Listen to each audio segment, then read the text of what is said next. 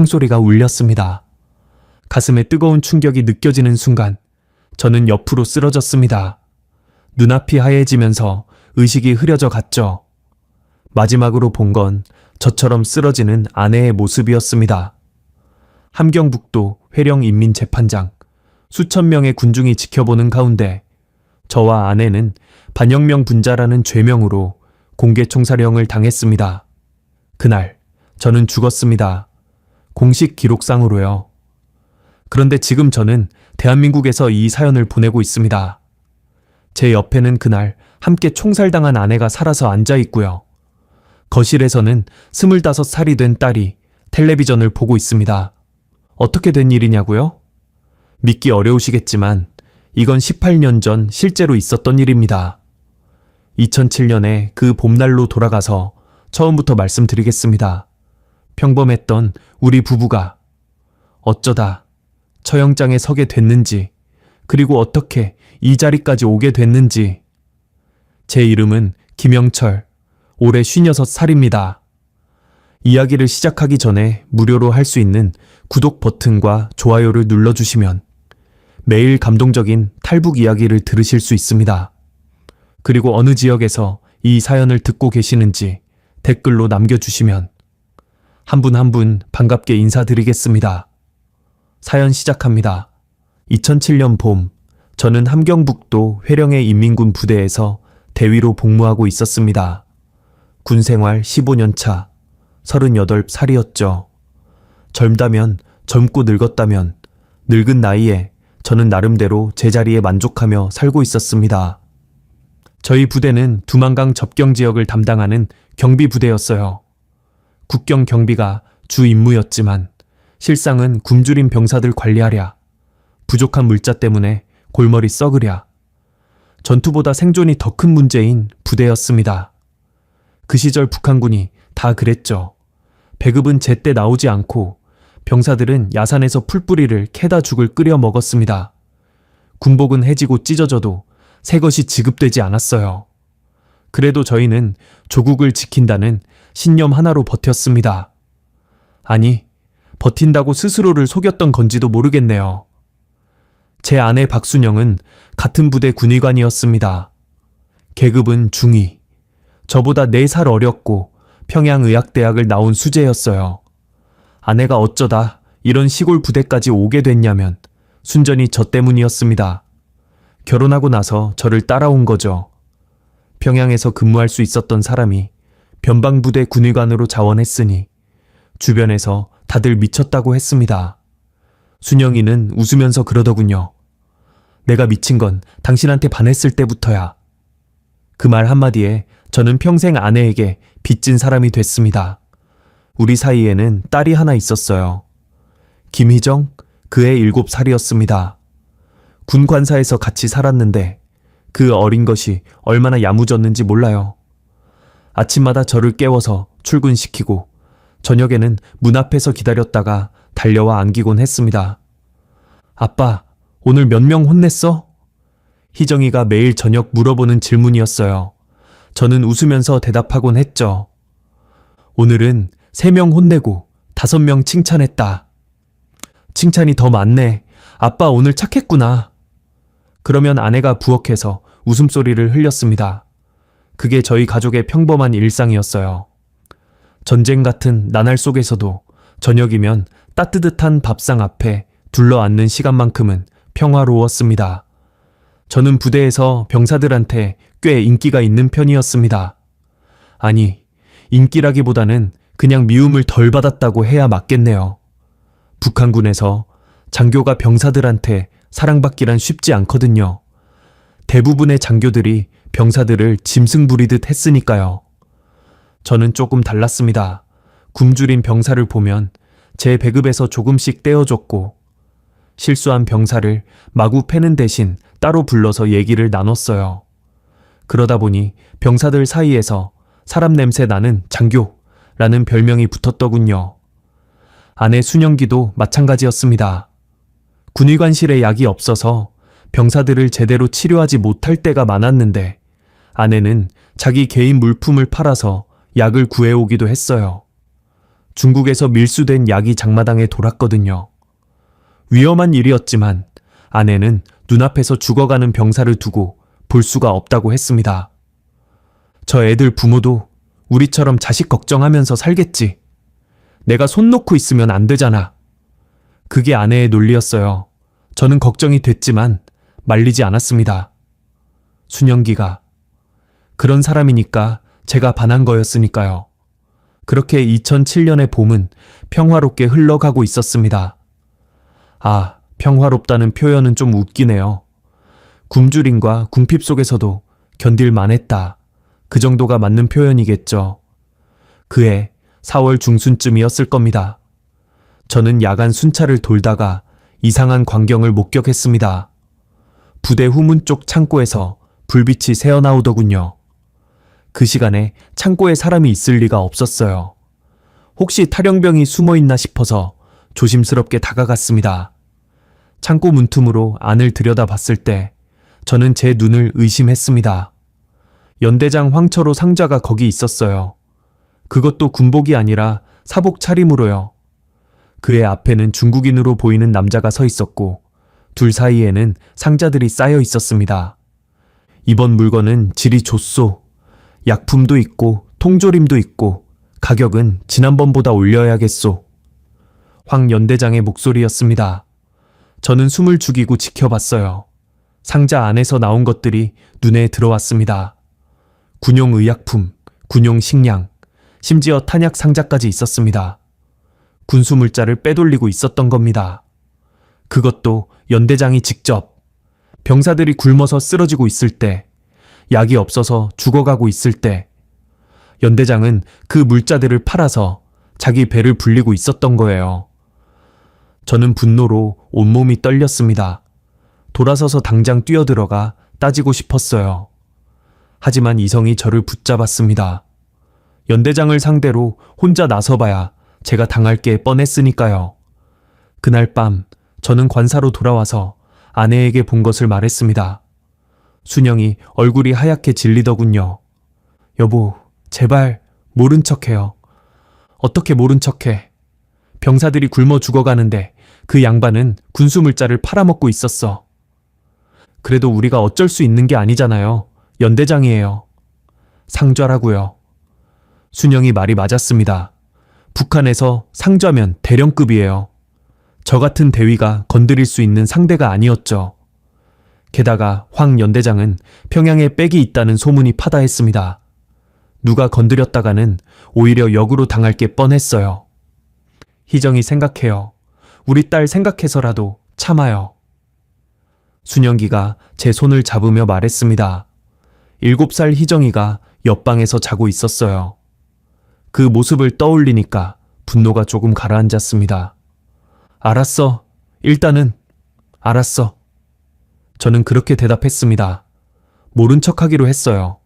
아내 말대로 우리 가족을 지키는 게 먼저였으니까요. 그런데 그 뒤로도 비슷한 장면을 몇 번 더 목격하게 됐습니다. 황 연대장의 거래는 한두 번이 아니었어요.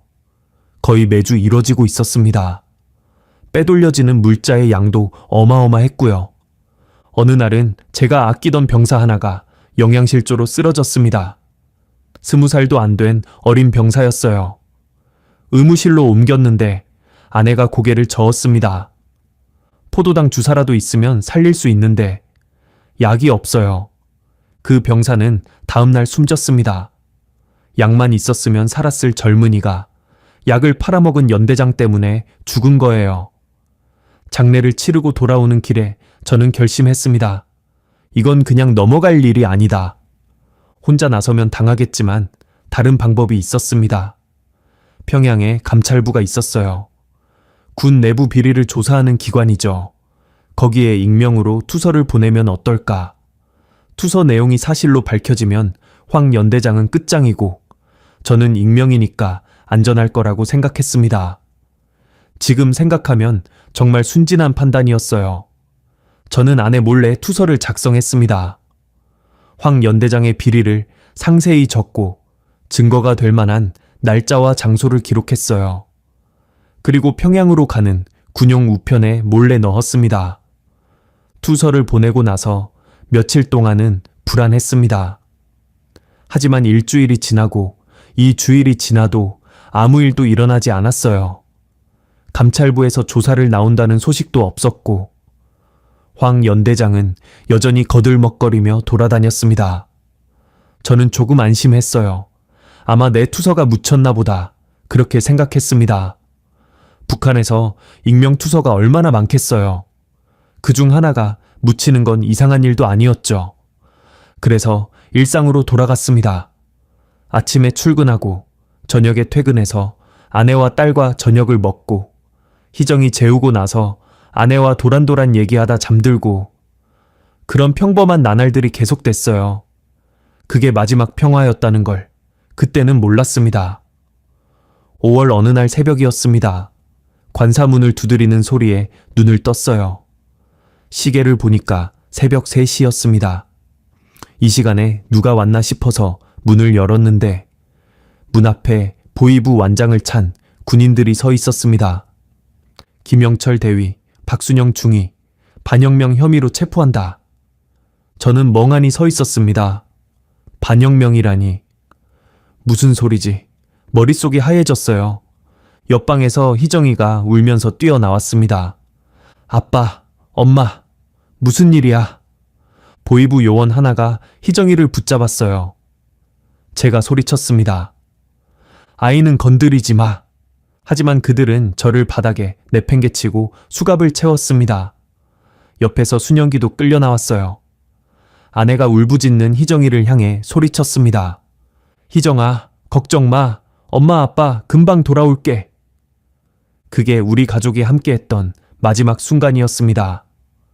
끌려가면서 뒤를 돌아봤어요. 희정이가 관사 앞에 서서 울고 있었습니다. 7살짜리 아이가 새벽에 잠옷바람으로 서서 부모가 끌려가는 걸 지켜보고 있었어요. 그 모습이 18년이 지난 지금도 눈에 선합니다. 보위부 차량에 실려 어디론가 끌려가면서 저는 직감했습니다. 투서 때문이다. 내가 보낸 그 투서가 발각된 거다. 황 연대장이 알아낸 거다. 이제 어떻게 되는 거지? 희정이는, 순영이는, 나는, 우리 가족은 어떻게 되는 거지? 창밖으로 동이 트기 시작했습니다. 2007년 5월의 어느 새벽, 그렇게 우리 가족의 비극이 시작됐습니다. 보위부 차량은 한참을 달려서 어느 건물 지하로 들어갔습니다. 창문도 없는 시멘트 벽 사이로 끌려 들어가면서 저는 이곳이 어딘지 대충 짐작할 수 있었어요. 국가보위부 회령 분소, 북한에서 가장 무서운 곳 중 하나였습니다. 저와 순영기는 곧바로 분리됐습니다. 아내가 다른 복도로 끌려가면서 저를 돌아봤어요. 눈이 마주쳤는데 그 눈빛이 아직도 잊히지 않습니다. 두려움과 걱정, 그리고 미안함이 뒤섞인 눈빛이었죠. 순영가. 제가 소리쳤지만 철문이 닫히면서 아내의 모습이 사라졌습니다. 저는 좁은 취조실로 끌려갔습니다. 의자 하나, 책상 하나, 그리고 벽에 걸린 김일성, 김정일 초상화. 그게 전부였어요. 의자에 앉혀진 저 앞에 보위부 신문관이 앉았습니다. 40대 중반쯤으로 보이는 남자였는데 인상이 얼마나 차가웠는지 등골이 서늘해지더군요. 김영철, 대위, 38세. 맞나? 예, 맞습니다. 남조선과 내통한 적이 있나? 저는 귀를 의심했습니다. 남조선이라니, 내통이라니. 대체 무슨 소리를 하는 건지 이해가 안 됐어요. 무슨 말씀이신지 모르겠습니다. 저는 그런 적 없습니다. 신문관이 책상 위 서류를 펼쳤습니다. 너에게는 3가지 혐의가 있다. 첫째, 남조선 간첩과 내통하여 군사기밀을 유출한 죄. 둘째, 군수물자를 빼돌려 개인 이득을 취한 죄. 셋째, 탈북을 기도한 죄. 머리를 망치로 얻어맞은 것 같았습니다. 3가지 혐의 중 어느 하나도 제가 한 일이 아니었어요. 특히 2번째 혐의, 군수물자 횡령은 황 연대장이 한 짓이었습니다. 그걸 제가 뒤집어 쓰게 된 거예요. 순간 모든 게 이해됐습니다. 투서가 발각된 겁니다. 제가 감찰부에 보낸 익명 투서가 황 연대장 귀에 들어간 거예요. 그리고 그자가 선수를 친 겁니다. 자기 죄를 저한테 뒤집어 씌우고 거기에 간첩 혐의와 탈북기도 혐의까지 덧붙여서 저를 완전히 매장시키려는 거였죠. 이건 누명입니다. 군수물자를 빼돌린 건 저가 아니라. 말을 끝내기도 전에 뺨을 맞았습니다. 눈앞에 불꽃이 튀더군요. 닥쳐. 증거가 다 있어. 내 놈이 중국 상긴한테 물자를 넘기는 장면을 목격한 사람도 있고 내 창고에서 나온 외화도 있어. 증거가 조작된 거였습니다. 목격자도 매수됐거나 협박당했겠죠. 창고에서 나왔다는 외화도 누군가 심어놓은 게 분명했어요. 북한에서 권력 있는 사람이 마음 먹고 누군가를 엮으면 없는 증거도 만들어낼 수 있습니다. 저는 억울함에 이를 악물었지만 동시에 두려웠습니다. 이 상황에서 빠져나갈 방법이 보이지 않았거든요. 아내는 왜 잡아온 겁니까? 순영이는 아무것도 모릅니다. 박순영? 그년도 공범이야? 군의관 신분으로 약품을 빼돌렸다는 증거가 있어. 부부가 한 통속으로 반혁명 행위를 한 거지. 순영이까지 엮인 거였습니다. 아내는 정말 아무것도 모르는데 저 때문에 끌려온 거예요. 가슴이 무너지는 것 같았습니다. 취조는 그날부터 매일 계속됐습니다. 아침에 끌려가서 밤늦게까지 신문을 받았어요. 같은 질문을 수백 번 반복했고 대답할 때마다 맞았습니다. 잠도 제대로 재우지 않았어요. 이틀에 2~3시간 정도 눈을 붙이게 해주고는 다시 취조실로 끌고 갔습니다. 자백해. 네가 간첩이라고, 물자를 빼돌렸다고, 탈북하려 했다고 자백하면 편해져. 저는 버텼습니다. 하지 않은 일을 했다고 말할 수는 없었으니까요. 하지만 버티면 버틸수록 고문은 심해졌어요. 구타는 기본이었고 물고문, 잠 안 재우기, 쪼그려 앉아있기. 온갖 방법이 동원됐습니다. 일주일쯤 지났을 때 저는 거의 폐인이 다 됐습니다. 온몸이 멍투성이었고 갈비뼈도 몇 대 부러졌어요.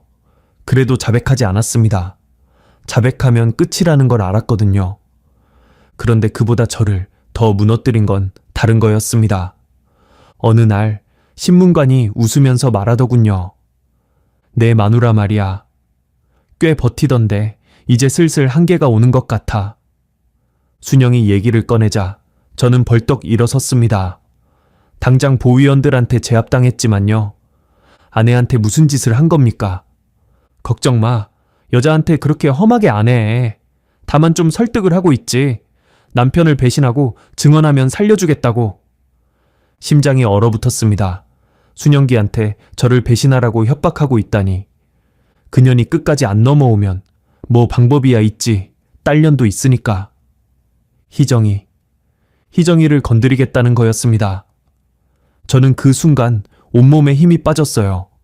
7살짜리 딸을 인질로 삼겠다는데 제가 뭘 할 수 있겠습니까? 제발 아이는 건드리지 마십시오. 제가 뭐든 하겠습니다. 그래? 그럼 자백서에 서명해. 자백서를 들이밀었습니다. 저는 희정이 얼굴을 떠올렸어요. 잠옷바람으로 울면서 저를 바라보던 그 아이. 제가 자백하면 그 아이를 놔줄까? 아니면 더 나빠질까? 머릿속이 엉망이었습니다. 결국 저는 서명하지 않았습니다. 자백하면 순영기와 저 둘 다 바로 처형당할 거라는 걸 알았으니까요. 버텨야 했습니다. 어떻게든 시간을 벌어야 했어요. 그렇게 1달이 지나고 2달이 지났습니다. 저는 점점 망가져 갔습니다. 몸도 마음도요. 유일한 버팀목은 순영기와 희정이 생각이었어요. 아내가 저를 배신하지 않았다는 걸 알았습니다. 배신했으면 신문관이 저한테 들이밀었을 테니까요. 순영기가 버티고 있다는 것. 그게 저한테 힘이 됐습니다. 그러던 어느 날 신문 방식이 바뀌었습니다. 더 이상 자백을 강요하지 않더군요. 대신 서류 작업이 시작됐어요. 저를 취조실이 아니라 다른 방으로 데려가서 뭔가를 적게 했습니다. 진술서라고 했는데 제가 뭘 적든 상관없다는 눈치였어요. 불길한 예감이 들었습니다. 판결이 난 겁니까? 저는 물었습니다. 보위원은 대답하지 않았지만 표정으로 알 수 있었어요. 이미 결정이 난 거였습니다. 제 운명이 이미 정해진 거예요. 체포된 지 석 달째 되던 2007년 7월 말, 저는 처음으로 순영기를 다시 만났습니다. 어떤 방에 끌려갔는데 거기 순영기가 있었어요. 석 달 만에 본 아내의 모습은 차마 말로 표현하기 어렵습니다. 볼이 푹 꺼지고 눈 밑에 시커먼 그늘이 져 있었어요. 머리카락도 푸석푸석하게 말라 있었고요. 저도 비슷한 꼴이었겠지만 아내를 보는 순간 가슴이 찢어지는 것 같았습니다. 영철 씨, 순영이가 저를 보고 눈물을 흘렸습니다. 저도 눈물이 났어요. 순영아, 미안해. 다 내 잘못이야. 아니에요. 당신 잘못 아니에요. 우리는 서로에게 다가가려 했지만 보위원들이 막았습니다. 몇 발자국 떨어진 채로 서로를 바라볼 수밖에 없었어요. 그때 방 안으로 군복을 입은 사람들이 들어왔습니다. 군사재판관이었어요. 형식적인 재판이 시작됐습니다. 형식적이라는 게 진짜 5분도 안 걸렸거든요. 검찰 측 발언, 증거 제시, 판결. 그게 다였어요. 피고인 김영철, 박순영. 재판장이 서류를 읽었습니다. 두 사람은 남조선 간첩과 내통하여 군사기밀을 유출하고 군수물자를 횡령하여 사복을 채웠으며 공화국을 배신하고 탈북을 기도한 반혁명 분자로 인정된다. 모든 게 거짓이었습니다. 하지만 저는 항변하지 않았어요. 해봐야 소용없다는 걸 알았으니까요. 이에 피고인 김영철과 박순영에게 공개 총사령을 선고한다. 형은 8월 초에 집행한다. 공개 총사령. 그 말을 듣는 순간 머릿속이 하얘졌습니다. 총살, 공개 처형, 죽는 거구나. 우리가 죽는 거구나. 옆에서 순영기가 휘청거렸어요. 저는 아내를 붙잡으려 했지만 보위원이 막았습니다. 희정이는요? 순영이가 떨리는 목소리로 물었습니다. 희정이는 어떻게 되는 거예요? 우리 딸은요? 재판장은 무표정하게 대답했습니다. 반혁명 분자의 자녀는 조부모에게 인계된다. 이후 교양 대상으로 분류되어 관리될 것이다. 교양 대상. 그 말이 무슨 뜻인지 알았습니다. 평생 감시당하며 살게 된다는 거예요. 부모가 반혁명 분자라는 낙인이 찍혀서 어디 가서도 제대로 된 대우를 못 받게 된다는 거죠. 7살 희정이가 평생 그 짐을 지고 살아야 한다니. 저는 그 자리에서 무릎이 꺾였습니다. 내가 잘못했습니다. 내가 다 뒤집어 쓰겠습니다. 아내는 정말 아무것도 모릅니다. 제발 아내만은 살려주십시오. 딸 엄마입니다. 희정이 엄마예요. 바닥에 이마를 박으며 빌었습니다. 하지만 재판장은 냉정했어요. 판결은 변경되지 않는다. 그게 끝이었습니다. 저와 순영이는 다시 분리돼서 각자의 독방으로 끌려갔습니다. 끌려가면서 저는 계속 뒤를 돌아봤어요. 순영기도 저를 보고 있었습니다. 아내가 입을 움직였어요. 소리는 들리지 않았지만 무슨 말인지 알 수 있었습니다. 사랑해요. 저도 같은 말을 입 모양으로 보냈습니다. 나도. 그게 마지막이 될 줄 알았습니다. 그 순간에는 진짜 그렇게 생각했어요. 독방에 혼자 남겨지고 저는 한참을 울었습니다. 억울해서 운 게 아니었어요. 순영기한테, 희정이한테 미안해서 운 거였습니다. 내가 가만히 있었으면 이렇게 안 됐을 텐데, 내가 투서 같은 걸 하지 않았으면, 정의감이고 뭐고 그냥 모른 척 했으면 우리 가족은 여전히 함께였을 텐데, 후회가 밀려왔습니다. 그런데 후회해봐야 소용없었어요. 이미 엎질러진 물이었으니까요. 8월 초까지 일주일 남짓 남았습니다. 저는 그 시간 동안 희정이만 생각했어요. 그 아이가 커서 어떤 사람이 될까? 부모 얼굴도 기억 못하는 채로 자라겠지. 엄마 아빠가 반혁명 분자라는 소리를 듣고 자라겠지. 가슴이 찢어졌습니다. 처형 이틀 전이었어요. 독방 문이 열리고 보위원이 들어왔습니다. 내일 회령 인민재판장으로 이송된다. 처형은 모레. 담담하게 통보하고 나가더군요. 저는 그날 밤 한숨도 못 잤습니다. 천장을 바라보며 제 인생을 되돌아봤어요. 38회, 짧다면 짧고 길다면 긴 세월이었죠. 그 중에서 가장 행복했던 시간은 순영이와 희정이랑 함께했던 7년이었습니다. 그 행복했던 시간들이 주마등처럼 스쳐갔어요. 순영이와 처음 만났던 날, 결혼하던 날, 희정이가 태어났을 때, 희정이가 처음으로 아빠라고 불렀을 때, 셋이서 함께 밥 먹고, 함께 웃고, 함께 잠들던 수많은 밤들, 그게 다 끝나가고 있었습니다. 이렇게 끝나는 건가? 이대로 죽는 건가? 저는 눈을 감았습니다. 눈 감으면 희정이 얼굴이 떠올랐어요. 딸에게 마지막으로 해주고 싶은 말이 있었습니다. 아빠가 미안하다고, 아빠가 잘못해서 이렇게 됐다고, 그래도 아빠는 널 세상에서 제일 사랑한다고. 그 말을 전할 방법이 없었습니다. 그게 제일 가슴 아팠어요. 다음 날 저는 호송차에 실려 회령 인민재판장으로 이송됐습니다. 차 안에서 순영기를 다시 만났어요. 아내도 저도 말이 없었습니다. 손을 잡으려 했지만 수갑이 채워져 있어서 안 됐어요. 결국 눈빛으로만 대화했습니다. 미안해. 괜찮아요. 사랑해. 나도요. 그게 전부였어요. 회령 인민재판장에 도착했을 때 처형은 다음 날이라고 했습니다. 저와 순영이는 각각 임시 구금실에 수용됐어요. 마지막 밤이었습니다. 저는 뜬 눈으로 밤을 새웠습니다. 내일이면 죽는다. 총에 맞아서 죽는다. 수천 명이 보는 앞에서, 그리고 희정이도 거기 있을지 모른다. 그 생각을 하니까 미칠 것 같았어요. 내 딸이 부모가 총살당하는 걸 보게 되는 건가? 7살짜리가 그걸 어떻게 감당하지? 저는 밤새 울었습니다. 그리고 8월의 그 아침이 밝았습니다. 처형날이었어요. 2007년 8월 3일. 그날 아침은 이상하게 맑았습니다. 구금실 작은 창문으로 파란 하늘이 보였어요. 북한의 8월은 한창 더울 때인데 그날따라 바람이 시원하게 불었습니다. 죽기 좋은 날씨라는 생각이 들었어요.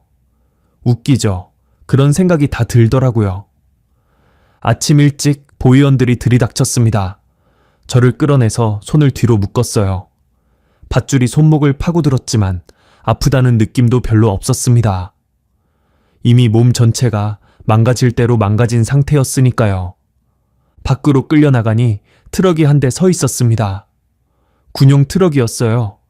짐칸에 올라타니까 거기 순영기가 먼저 와 있었습니다. 아내를 보는 순간 눈물이 났어요.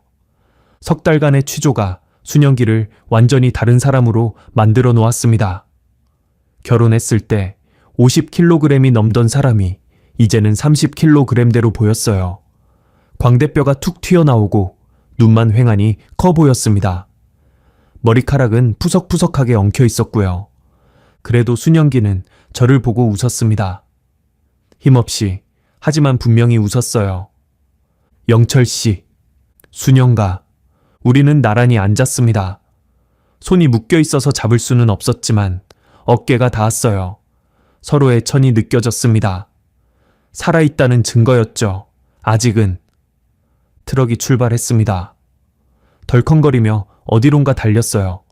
저는 순영기에게 속삭였습니다. 미안해. 다 내 잘못이야. 그만해요. 그 얘기. 순영이가 고개를 저었어요. 당신이 옳은 일을 하려고 한 건데 그게 왜 잘못이에요? 잘못은 황 연대장이 한 거지. 그래도 영철 씨. 순영이가 저를 똑바로 쳐다봤습니다. 후회하지 마요. 나는 후회 안 해요. 당신이랑 결혼한 거, 희정이 낳은 거 하나도 후회 안 해? 눈물이 볼을 타고 흘러내렸습니다. 저는 고개를 끄덕였어요. 나도 후회 안 해. 그러면 됐어요. 순영이가 제 어깨에 머리를 기댔습니다. 저도 아내 쪽으로 몸을 기울였어요. 트럭이 덜컹거릴 때마다 서로에게 더 가까이 붙었습니다. 이렇게 끝나는 거구나. 적어도 마지막에 아내랑 함께라서 다행이다. 그렇게 생각했어요. 30분쯤 달렸을까요? 트럭이 멈췄습니다. 회령 인민재판장에 도착한 거였어요. 트럭에서 끌려 내려갔을 때 저는 눈앞의 광경에 숨이 막혔습니다. 수천 명의 사람들이 광장을 가득 메우고 있었어요. 공장 노동자, 농장원, 학생, 군인, 온갖 사람들이 동원돼서 처형을 참관하러 온 거였습니다. 북한에서 공개 처형은 일종의 구경거리이자 교육이에요. 반혁명 분자는 이렇게 된다는 걸 보여주는 본보기죠. 그래서 강제로 사람들을 모아놓고 지켜보게 합니다. 광장 한가운데에 기둥 2개가 세워져 있었어요. 나무 기둥이었습니다. 거기에 묶이게 되는 거죠. 저와 순영기는 군중 사이를 지나 기둥 앞으로 끌려갔습니다. 주변에서 웅성거리는 소리가 들렸어요. 저게 그 간첩 부부래. 군 장교였다면서? 쯧쯧. 조국을 배신하다니. 사람들은 저희를 손가락질하며 수군거렸습니다. 억울했지만 그들한테 화가 나지는 않았어요. 그들도 속은 거니까요. 진실을 알 리가 없으니까요. 기둥 앞에 세워졌을 때 저는 군중 속을 두리번거렸습니다. 희정이가 어딘가에 있을 거였어요. 반혁명 분자의 가족도 처형을 참관하게 하는 게 북한의 방식이었으니까요. 부모님 손에 이끌려 와 있을 거였습니다. 찾고 싶었어요. 딸 얼굴을 마지막으로 한 번만 보고 싶었습니다. 그런데 수천 명의 인파 속에서 7살짜리를 찾을 수가 없었어요. 너무 멀리 있거나 어른들 틈에 가려져 있거나. 그때 들렸습니다. 엄마, 아빠. 희정이 목소리였어요. 군중 어딘가에서 들려오는 작은 울음소리.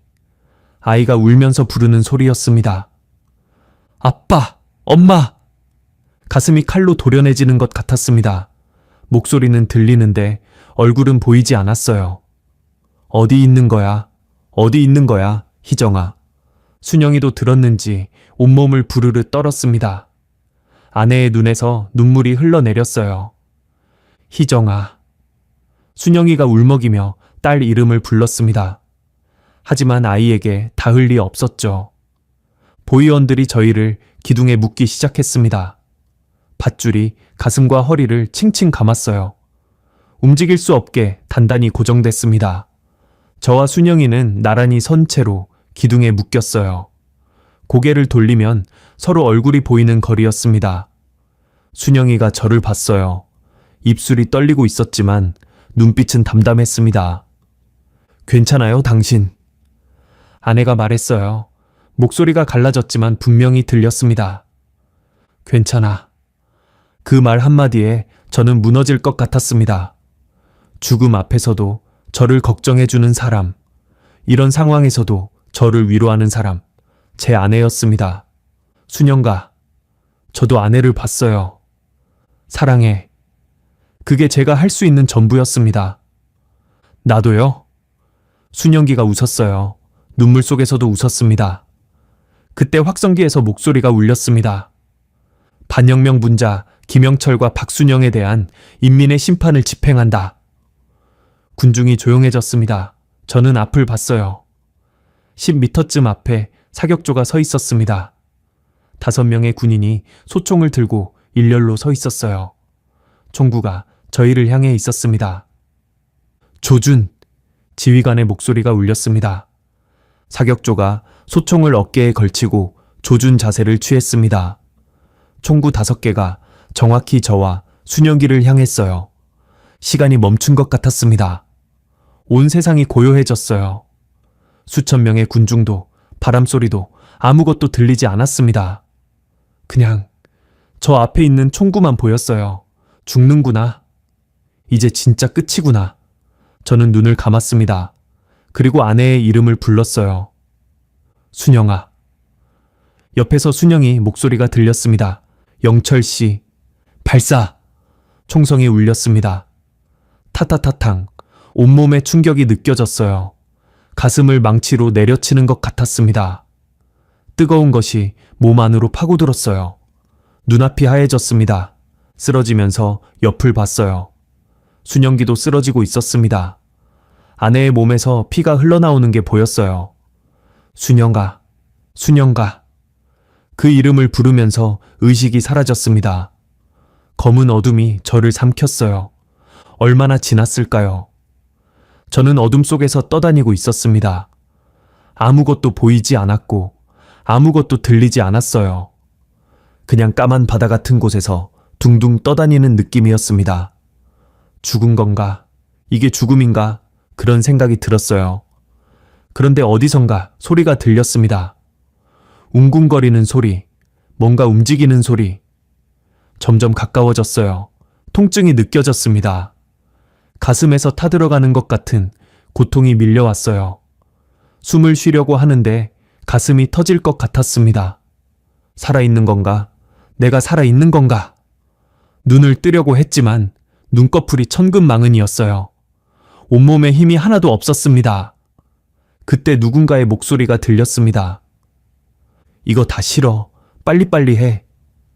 남자 목소리였어요. 여러 명이 뭔가를 옮기는 것 같았습니다. 뭔가에 실리는 느낌이 들었어요. 딱딱한 바닥.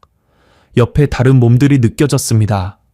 차가운 살, 움직이지 않는 몸들, 시체. 저는 시체들 사이에 실린 거였습니다. 시체 트럭이에요. 공개 처형이 끝나고 시신을 처리하러 온 매장반이 저를 실어간 거죠. 움직여야 했어요. 소리를 질러야 했습니다. 살아있다고, 나 죽지 않았다고. 그런데 몸이 말을 듣지 않았어요. 손가락 하나 까딱할 힘이 없었습니다. 눈꺼풀만 미세하게 떨렸어요. 절망이 밀려왔습니다. 이대로 산채로 묻히는 건가? 살아있는데 죽은 사람 취급당해서 땅에 파묻히는 건가? 그때였습니다. 잠깐 누군가의 목소리가 들렸어요. 젊은 남자 목소리였습니다. 이 사람, 잠깐만요. 발소리가 다가왔습니다. 누군가 제 얼굴 위로 몸을 숙인 것 같았어요. 대위님? 그 순간 심장이 멎는 줄 알았습니다. 저를 대위님이라고 부르는 사람. 그 목소리를 알아들었어요. 최동수. 제가 군에서 아끼던 부하 병사 최동수 하전사였습니다. 동수는 제 부대에서 이등병 시절부터 함께한 병사였어요. 어느 날 배급이 너무 적어서 창고에서 식량을 몰래 빼돌리다 발각됐는데 제가 덮어줬죠. 굶어서 그런 거니까 한 번만 봐달라고 연대장한테 사정했어요. 그 일로 동수는 저한테 무한한 신세를 지게 됐고 저를 친형처럼 따랐습니다. 그런데 그 동수가 매장반에 배치돼서 시체 처리를 하고 있었던 거예요. 대위님, 눈꺼풀이 떨렸어요. 살아계신 거 아닙니까? 동수의 떨리는 목소리가 들렸습니다. 대답하고 싶었어요. 그래, 나 살아있어. 제발 나 좀 살려줘. 그런데 입이 떨어지지 않았습니다. 목에서 소리가 나오지 않았어요. 동수가 제 손목을 잡았습니다. 맥박을 확인하는 것 같았어요. 살아계세요. 맥박이 뛰어요. 동수의 목소리가 떨렸습니다. 그리고 다른 목소리가 들렸어요. 야, 최동수, 뭐해? 빨리 실어. 예, 지금 합니다. 동수가 급하게 대답했습니다. 그리고 제 귀에 속삭였어요. 대위님, 제가 살려드리겠습니다. 조금만 버티세요. 그 순간 눈물이 났어요. 눈을 감은 채로 눈물이 흘러내렸습니다. 동수가 제 얼굴 위에 눈물을 급히 닦아줬어요. 들키면 안 되니까요. 순영이는 겨우 그 말을 내뱉었습니다. 목에서 가느다란 소리가 새어나왔어요. 동수가 잠시 주변을 살피더니 속삭였습니다. 중위님도 살아계신 것 같습니다.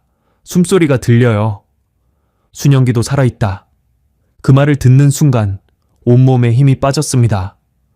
안도감인지 뭔지 모를 감정이 밀려왔어요. 둘 다 살았다. 총에 맞았는데 둘 다 살았다. 어떻게 이런 일이 가능한 건지 모르겠지만 우리 둘 다 죽지 않았다. 동수가 다시 속삭였어요. 일단 매장지로 갑니다. 거기서 방법을 찾아볼게요. 정신 놓지 마세요. 대위님. 트럭이 움직이기 시작했습니다. 저는 시체들 사이에 누운 채로 흔들렸어요. 옆에 순영기가 있을 거였습니다. 손을 뻗으면 닿을 거리에. 살아야 했습니다. 여기서 죽으면 안 됐어요. 희정이가 기다리고 있으니까. 저는 이를 악물었습니다. 의식을 놓지 않으려고 필사적으로 버텼어요. 희정아, 아빠가 살아서 돌아갈게. 반드시. 트럭은 어딘가를 향해 계속 달렸습니다. 8월의 뜨거운 햇살이 짐칸 위로 쏟아져 내렸고 저는 죽은 사람들 사이에서 살아 있었습니다.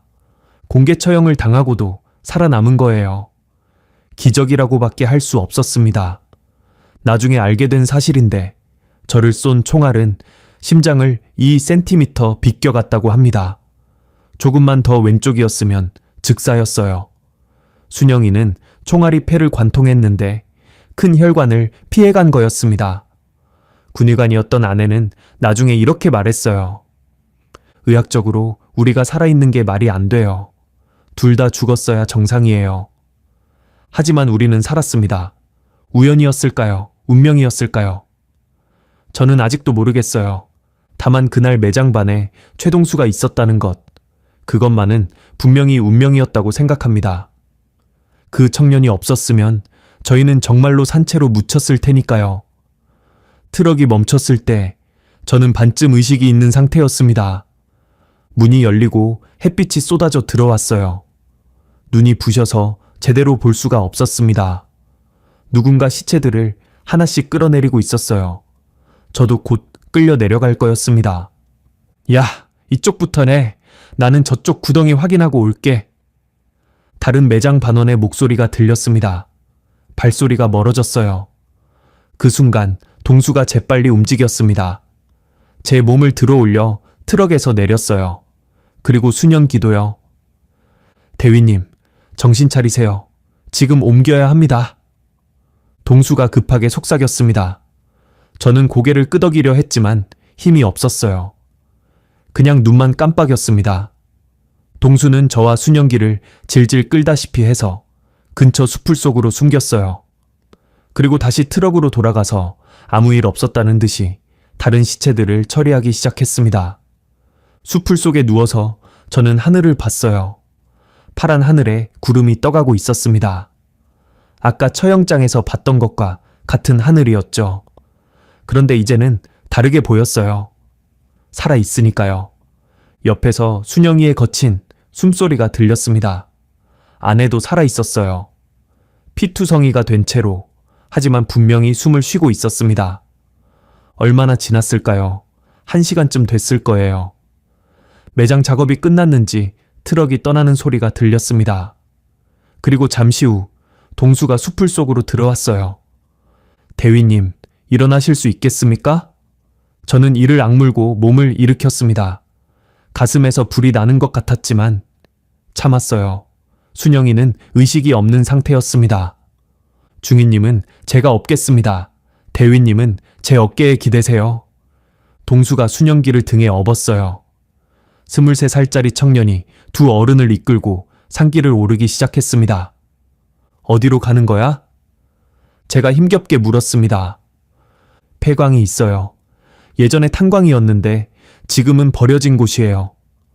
거기 숨으시면 당분간은 안전합니다.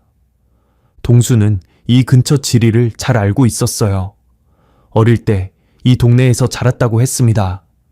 산길을 1시간쯤 걸었을까요? 체감으로는 며칠 같았어요.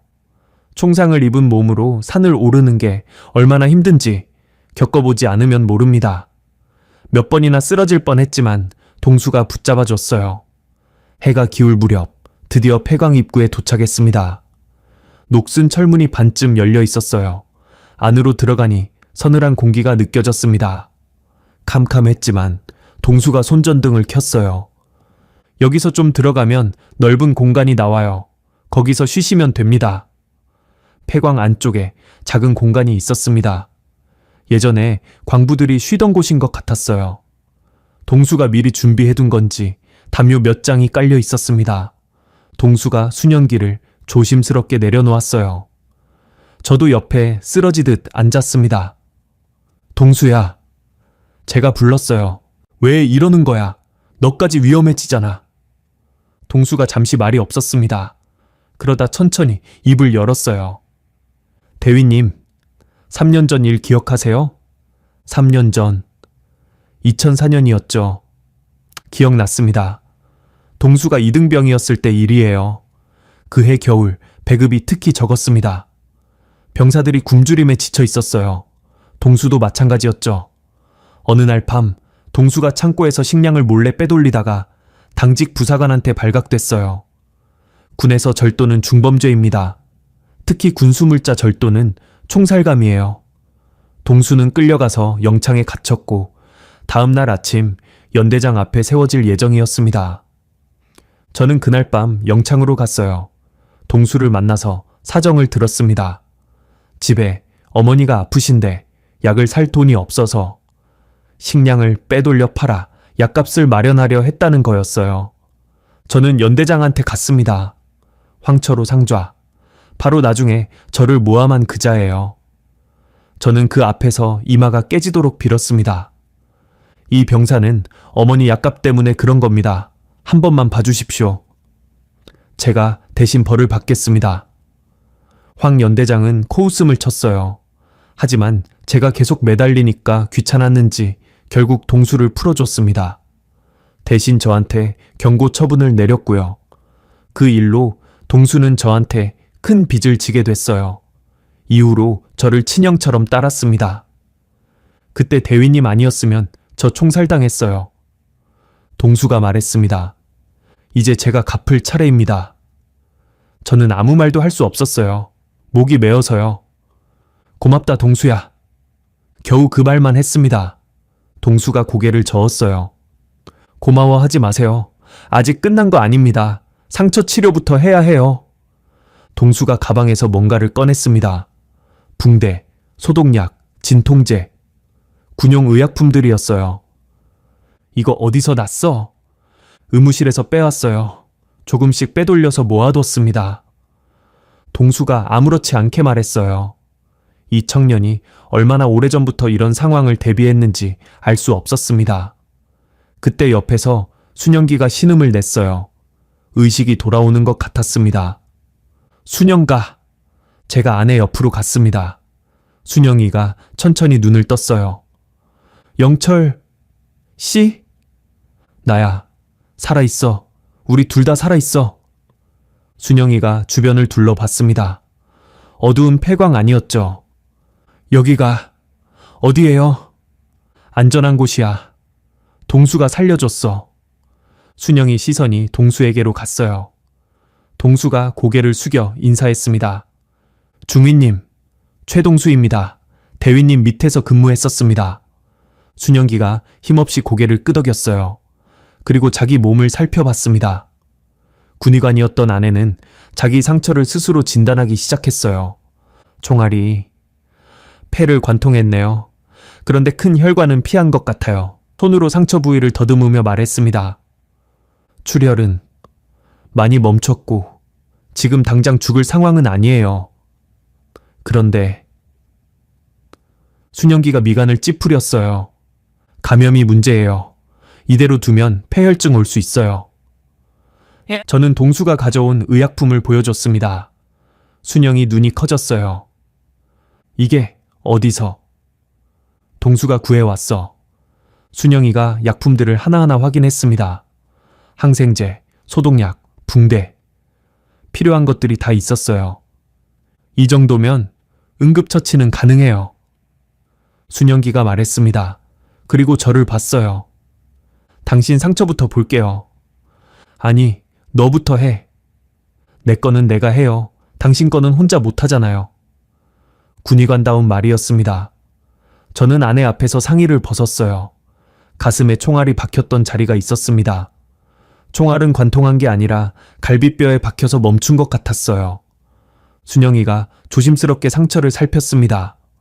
총알이 아직 안에 있어요. 빼야 하는데. 순영이가 동수를 봤어요. 칼 있어요? 소독할 수 있는 거요. 동수가 군용 칼을 꺼냈습니다.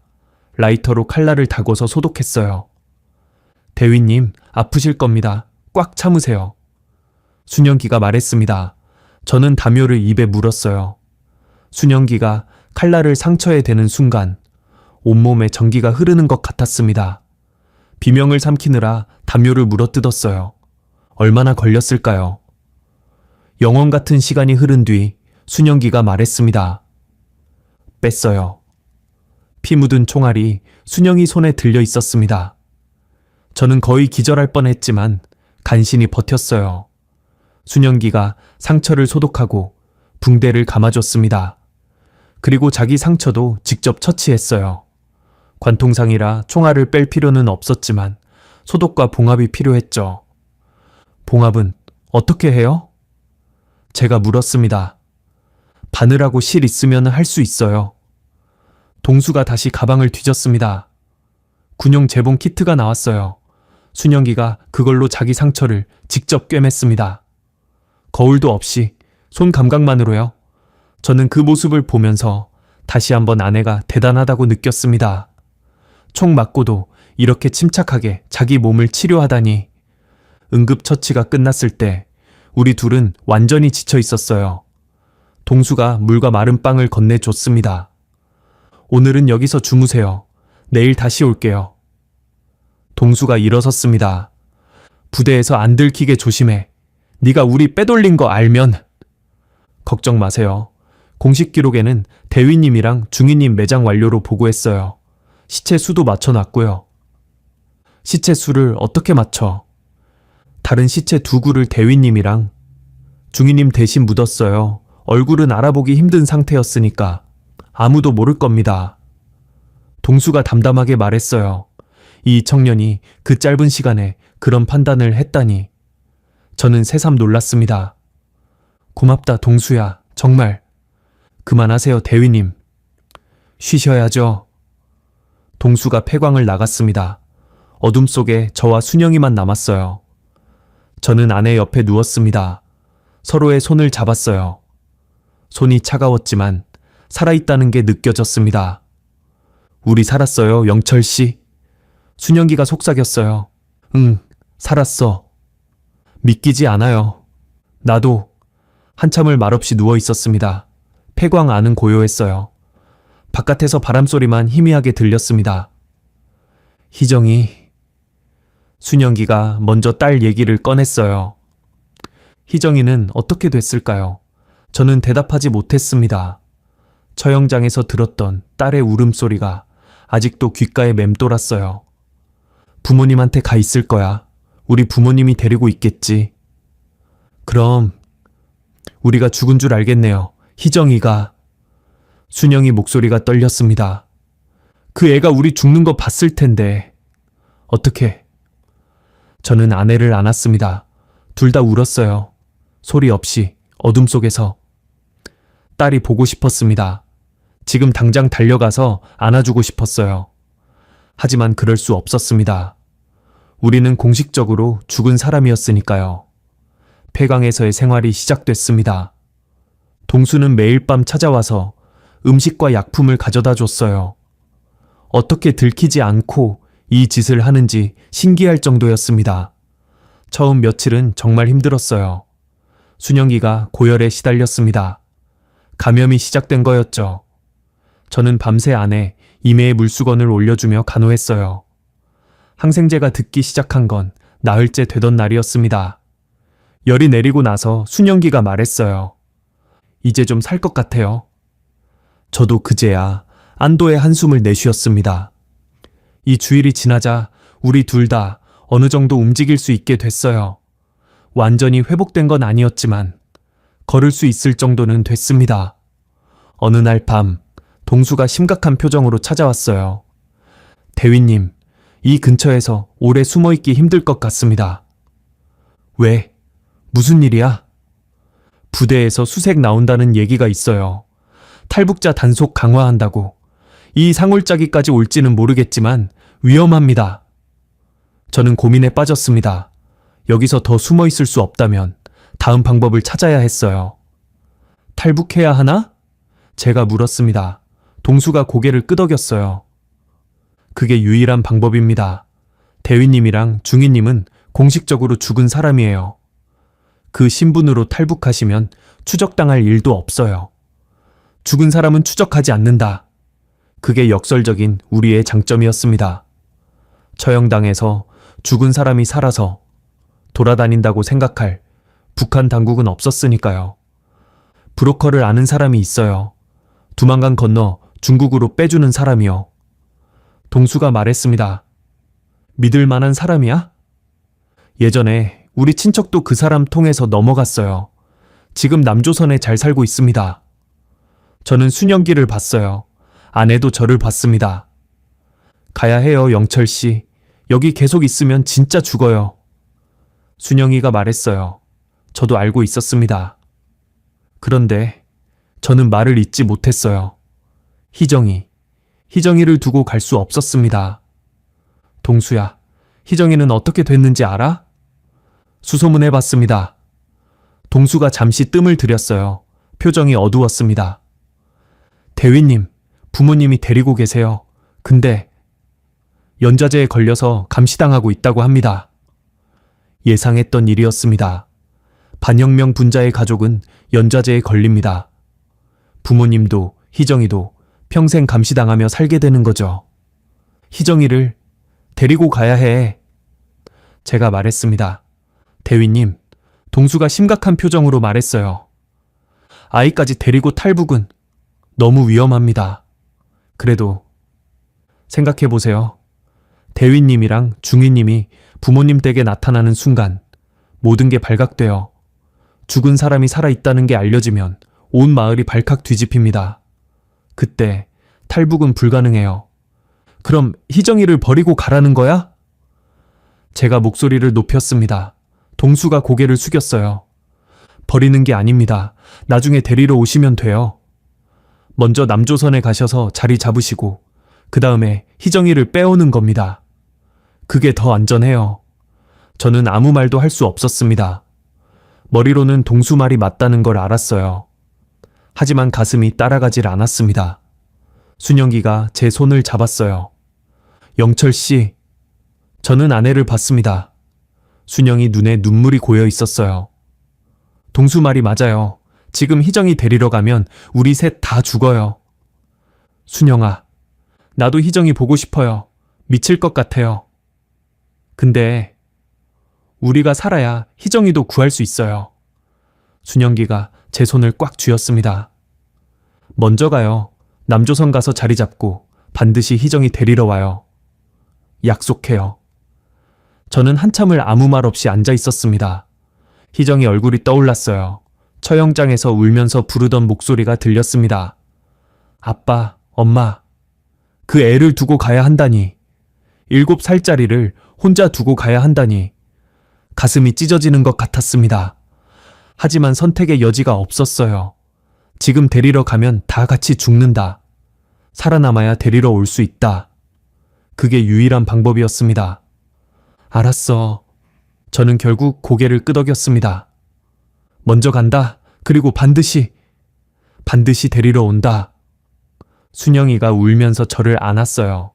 저도 아내를 안았습니다. 미안해, 희정아. 저는 어둠 속에서 속삭였어요. 아빠가 반드시 데리러 갈게. 조금만 기다려. 2007년 9월 초, 저와 순영기는 동수의 안내로 두만강변까지 이동했습니다. 이 주일간의 폐광 생활로 어느 정도 회복은 됐지만 완전하지는 않았어요. 특히 순영이는 오래 걸으면 금세 지쳤습니다. 그래도 우리는 밤에만 움직이면서 조금씩 국경 쪽으로 이동했어요. 동수가 마지막까지 함께 가주겠다고 했지만 저는 말렸습니다. 여기서 돌아가. 네가 없어지면 부대에서 의심해. 하지만 대위님, 지금까지 고마웠어. 이 은혜는 평생 잊지 않을게.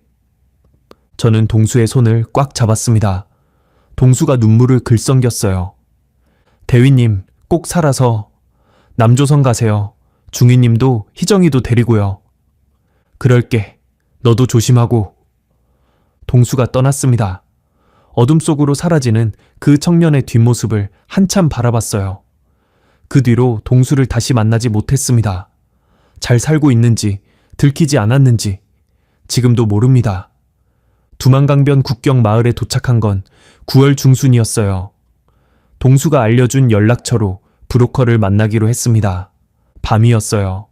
작은 민가 뒷골목에서 브로커를 기다렸습니다. 순영기가 제 옆에 서 있었어요. 9월인데도 밤 공기가 차가웠습니다. 저는 아내 어깨에 팔을 두르고 천을 나눴어요. 영철 씨? 순영이가 말했습니다. 응? 희정이가 우리 잊으면 어떡해요?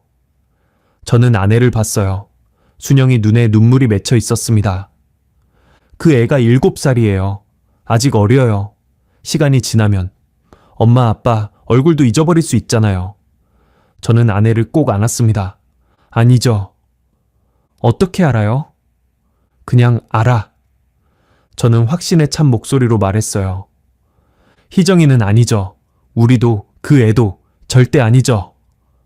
순영이가 제 가슴에 얼굴을 묻고 울었습니다. 저도 울고 싶었지만 참았어요.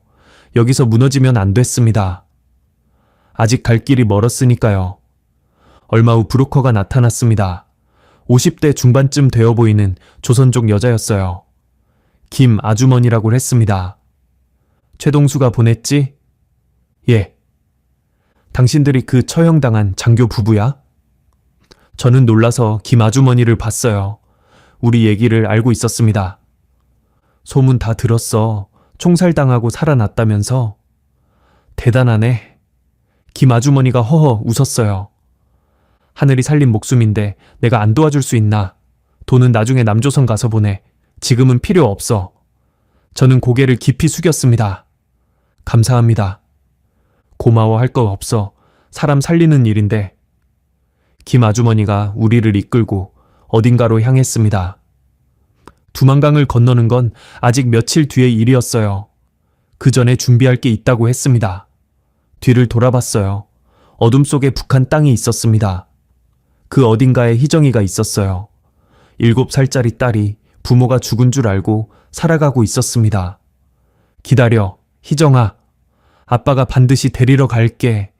저는 그렇게 속으로 맹세하며 앞으로 걸었습니다. 김 아주머니는 우리를 국경 마을의 한 민가로 데려갔습니다. 허름한 흙집이었어요. 방 하나에 부엌 하나, 그게 전부였습니다. 하지만 숨어 지내기에는 충분했어요. 김 아주머니가 이 집을 탈북자들 은신처로 쓴다고 했습니다. 여기서 며칠 쉬어. 강 건너기 전에 체력 회복해야 해. 김 아주머니가 말했어요. 그리고 순영기를 위아래로 훑어봤습니다. 특히 이 사람, 너무 야위었어. 이 상태로 강 건너면 도중에 쓰러져. 순영이는 정말 말라 있었습니다. 원래도 마른 편이었는데 석 달간의 취조와 폐광 생활을 거치면서 뼈만 앙상하게 남았어요. 총상은 아물었지만 체력이 바닥난 상태였죠. 일주일만 더 쉬어. 그동안 잘 먹고 힘 좀 챙겨. 김 아주머니의 말에 저는 고개를 저었습니다. 일주일은 너무 깁니다. 언제 발각될지 몰라요? 조급하면 안 돼. 급하게 굴다가 다 죽어. 하지만 내 말 들어. 김 아주머니가 단호하게 말했어요. 나도 이 일 처음 하는 거 아니야. 20년 넘게 사람들 건너보냈어. 조급하게 움직이다 잡힌 사람들 많이 봤고, 당신들은 특히 조심해야 해. 처형당했다가 살아난 사람들이잖아. 만약에 북한에서 당신들이 살아있다는 걸 알면 지금보다 100배 더 추적할 거야. 그 말에 저는 할 말을 잃었습니다. 김 아주머니 말이 맞았어요. 우리는 공식적으로 죽은 사람들이었습니다. 그 신분이 발각되면 모든 게 끝이었죠. 결국 저는 물러섰습니다. 일주일을 기다리기로 했어요. 그 일주일 동안 김 아주머니는 우리를 극진히 돌봐줬습니다. 밥도 푸짐하게 해주고 순영기한테는 따로 보양식까지 챙겨줬어요. 닭백숙을 끓여주던 날, 저는 김 아주머니에게 물었습니다. 아주머니는 왜 이 일을 하세요? 위험하잖아요. 김 아주머니가 국을 저으며 대답했어요. 우리 아버지가 북한 출신이야. 저는 조금 놀랐습니다. 해방 전에 함경대에서 살다가 중국으로 넘어왔지. 그때는 국경이 지금처럼 삼엄하지 않았거든. 근데 전쟁 나고 나서 완전히 갈라졌어. 아버지 친척들이 다 북쪽에 있는데 평생 못 만나고 돌아가셨어. 김 아주머니가 잠시 말을 멈췄습니다. 아버지가 돌아가시기 전에 그러셨어. 기회 되면 북쪽 사람들 도와주라고. 같은 민족인데 저렇게 굶어 죽고 총 맞아 죽는 거 보면 안 된다고.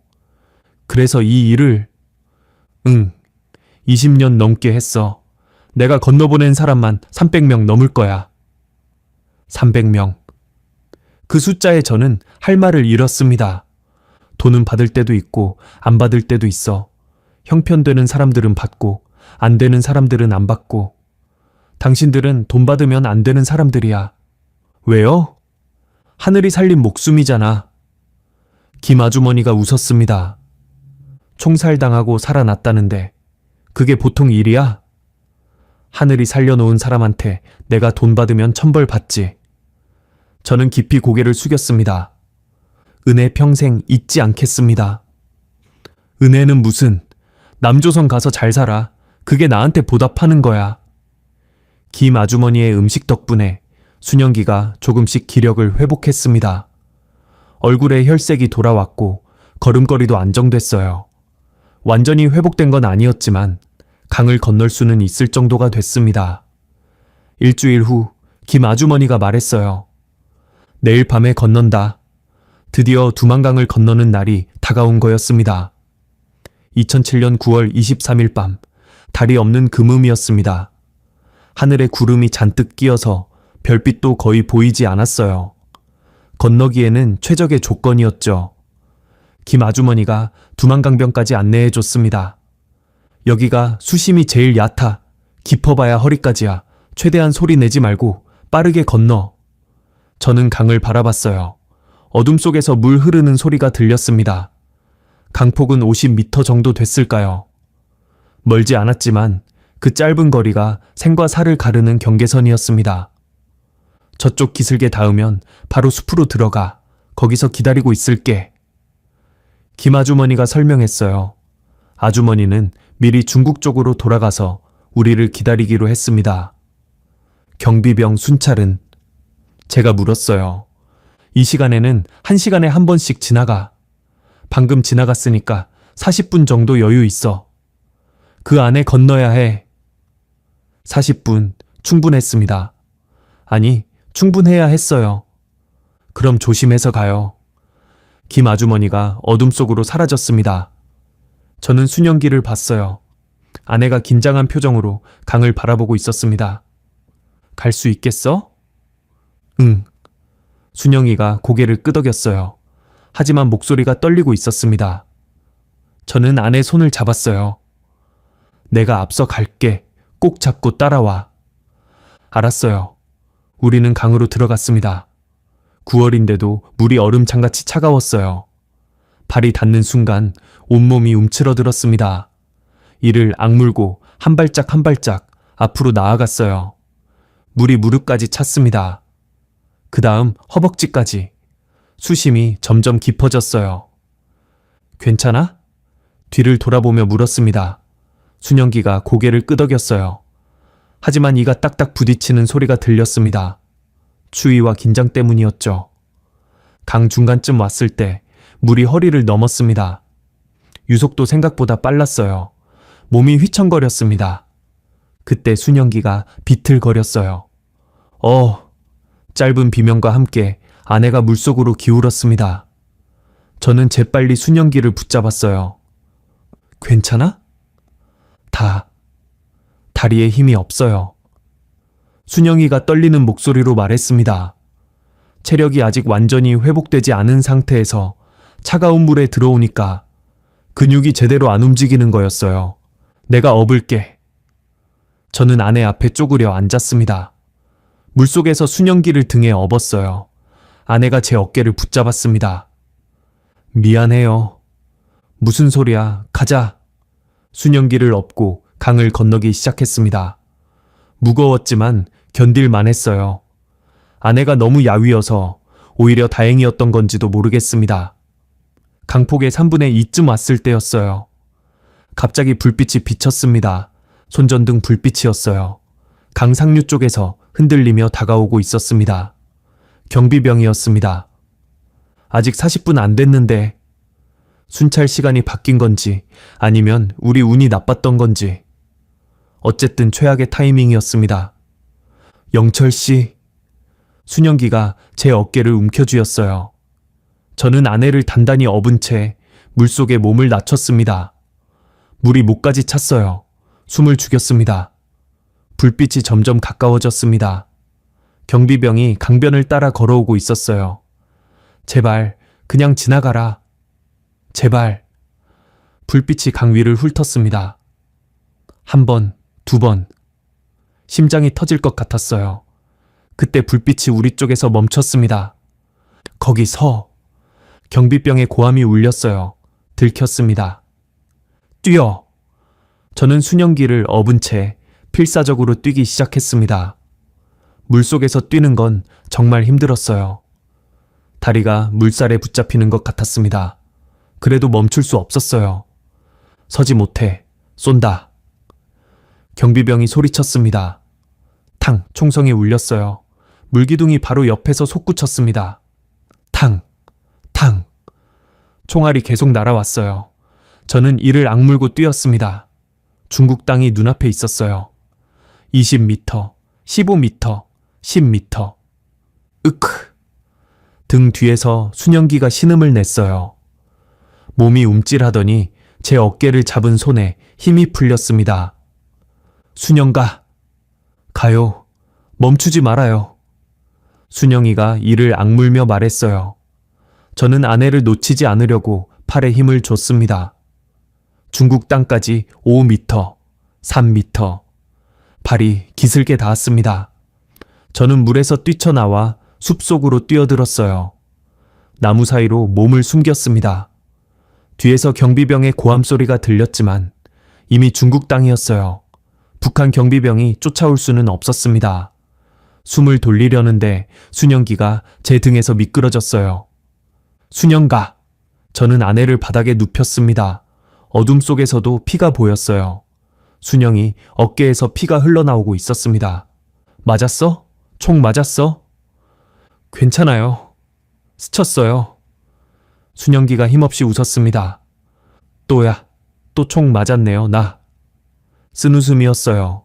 처형장에서 한 번, 그리고 지금 또 한 번. 2달 사이에 총을 2번이나 맞은 거였습니다. 어디 봐. 저는 순영이 어깨를 살폈어요. 다행히 총알이 박힌 건 아니었습니다. 어깨를 스치고 지나갔더군요. 하지만 상처가 깊었고 피가 많이 났어요. 지혈해야 해. 저는 상의를 찢어서 순영이 어깨를 묶었습니다. 응급처치밖에 할 수 없었어요. 영철 씨, 응? 우리 살았어요. 순영기가 말했습니다. 피를 흘리면서도 웃고 있었어요. 중국이에요. 여기. 우리가 건넜어요. 저도 그제야 실감이 났습니다. 두만강을 건넜습니다. 북한을 탈출한 거예요. 공개 처형 당하고 죽은 사람 취급받고 폐강에 숨어 살다가 드디어 강을 건넜습니다. 응, 살았어. 우리 살았어. 저는 순영기를 안았어요. 피 묻은 채로 젖은 채로 서로를 꼭 안았습니다. 그때 숲속에서 발소리가 들렸어요. 움찔했지만 익숙한 목소리가 들렸습니다. 여기야, 여기. 김 아주머니였어요. 손전등을 들고 달려왔습니다. 세상에, 피 흘리고 있잖아. 어서 와, 빨리. 김 아주머니가 우리를 이끌었습니다. 저는 순영기를 다시 업고 아주머니를 따라갔어요. 숲을 빠져나와 한참을 걸었습니다. 작은 마을이 나왔어요. 김 아주머니의 안가가 있는 곳이었습니다. 안가는 허름한 농가였어요. 김 아주머니가 문을 열고 우리를 안으로 들였습니다. 여기 눕혀. 온돌방에 순영기를 눕혔어요. 김 아주머니가 약상자를 가져와서 순영이 상처를 치료하기 시작했습니다. 총상이네. 많이 다쳤구만. 스친 거예요. 박힌 건 아니에요. 순영기가 힘없이 말했습니다. 스쳤어도 깊어. 꿰매야 해. 김 아주머니가 바늘과 실을 꺼냈어요. 순영이 상처를 소독하고 봉합했습니다. 아내는 이를 악물고 참았어요. 폐광에서 자기 몸을 직접 꿰맬 때도 그랬죠. 이번엔 다른 사람이 해주는 거니까 조금은 나았을 거예요. 치료가 끝나고 순영기가 잠들었습니다. 탈진한 거였어요. 저는 아내 곁에 앉아서 얼굴을 바라봤습니다. 창백하고 야윈 얼굴. 하지만 살아 있었습니다. 숨을 쉬고 있었어요. 품속에서 뭔가를 꺼냈습니다. 작은 사진이었어요. 희정이 사진. 체포되기 전에 찍은 가족 사진에서 희정이 얼굴만 오려낸 거였습니다. 폐광에 숨어 있을 때 동수가 몰래 가져다 줬어요. 우리 집에서 찾아왔다고 했습니다. 사진은 구겨져 있었습니다. 도강하면서 물에 젖었고 어딘가에서 묻은 피가 얼룩져 있었어요. 순영이 피인지 제 피인지 모르겠습니다. 하지만 희정이 얼굴은 알아볼 수 있었어요. 웃고 있는 7살짜리 얼굴. 희정아, 저는 속삭였습니다. 아빠가 여기까지 왔어. 북한 탈출했어. 사진 속의 딸은 대답이 없었어요. 그냥 웃고 있었습니다. 조금만 기다려. 아빠가 반드시 데리러 갈게. 눈물이 났습니다. 참으려 했는데 참아지지 않았어요. 딸을 두고 왔다는 죄책감. 하지만 살아남았다는 안도감. 복잡한 감정이 뒤섞여서 눈물이 됐습니다. 김 아주머니가 다가왔어요. 딸이야? 예. 북한에 두고 왔구나. 데리고 올 겁니다. 반드시요. 김 아주머니가 잠시 말이 없었습니다. 그러다 제 어깨를 토닥였어요. 그래, 반드시 데려와. 그 애도 당신들 기다리고 있을 거야. 저는 고개를 끄덕였습니다. 희정이 사진을 가슴에 품었어요. 구겨지고 피 묻은 작은 사진. 이제 갈 길이 멀었습니다. 중국을 횡단해서 제3국으로 가야 하고 거기서 다시 남한으로 가야 해요. 최소한 몇 달은 걸릴 여정이었습니다. 하지만 첫 번째 고비는 넘겼어요. 두만강을 건넜습니다. 살아서 건넜습니다. 기다려라 희정아. 아빠가 반드시 데리러 간다. 반드시. 중국에서의 첫 번째 밤은 악몽 같았습니다. 순영이가 고열에 시달렸어요. 어깨 총상이 덧난 거였죠. 김 아주머니가 밤새 간호해 줬는데 저는 아내 곁에서 손만 잡고 있었습니다. 그것밖에 할 수 있는 게 없었어요. 제발, 제발 버텨줘. 저는 기도하듯 중얼거렸어요. 순영기가 여기서 죽으면 저도 끝이었습니다. 아내 없이 혼자 남한까지 간다는 건 상상도 할 수 없었어요. 다행히 3일째 되던 날 열이 내렸습니다. 김 아주머니가 구해온 항생제가 효과를 본 거였어요. 고비는 넘겼어. 김 아주머니가 말했습니다. 근데 당분간은 움직이면 안 돼. 최소 2-3달은 여기서 쉬어야 해. 2-3달. 긴 시간이었지만 어쩔 수 없었어요. 순영이 몸이 회복되지 않으면 남한까지 가는 건 불가능했으니까요. 그렇게 중국에서의 은신 생활이 시작됐습니다. 김 아주머니 집 뒤에는 작은 창고가 있었어요. 원래 농기구와 채소를 보관하던 곳인데 탈북자들 은신처로 쓰고 있었습니다. 바닥에 이불을 깔면 2사람이 누울 수 있는 공간이 나왔어요. 우리는 그 창고에서 석 달을 보냈습니다. 낮에는 절대 밖으로 나가지 않았어요. 창고 안에서 숨죽이고 지냈습니다. 밤에만 조심스럽게 나와서 화장실을 가거나 잠깐 바깥 공기를 쐬었죠. 김 아주머니가 하루에 2번씩 밥을 가져다 줬어요. 대화도 최소한으로 했습니다. 목소리가 새어나가면 안 되니까요. 시간이 정말 느리게 갔습니다. 창고에는 창문이 없었어요. 벽 틈새로 들어오는 햇빛으로 낮인지 밤인지 구분했습니다. 가끔은 오늘이 무슨 요일인지 며칠인지도 헷갈렸어요. 순영이 상태는 천천히 나아졌습니다. 1달쯤 지나니까 앉아 있을 수 있게 됐고 2달쯤 지나니까 걸을 수 있게 됐어요. 하지만 예전 같은 체력은 아니었습니다. 조금만 움직여도 금세 지쳐했죠. 그래도 살아있다는 게 중요했어요. 살아있으면 됐습니다. 창고 생활을 하면서 저와 순영기는 많은 얘기를 나눴어요.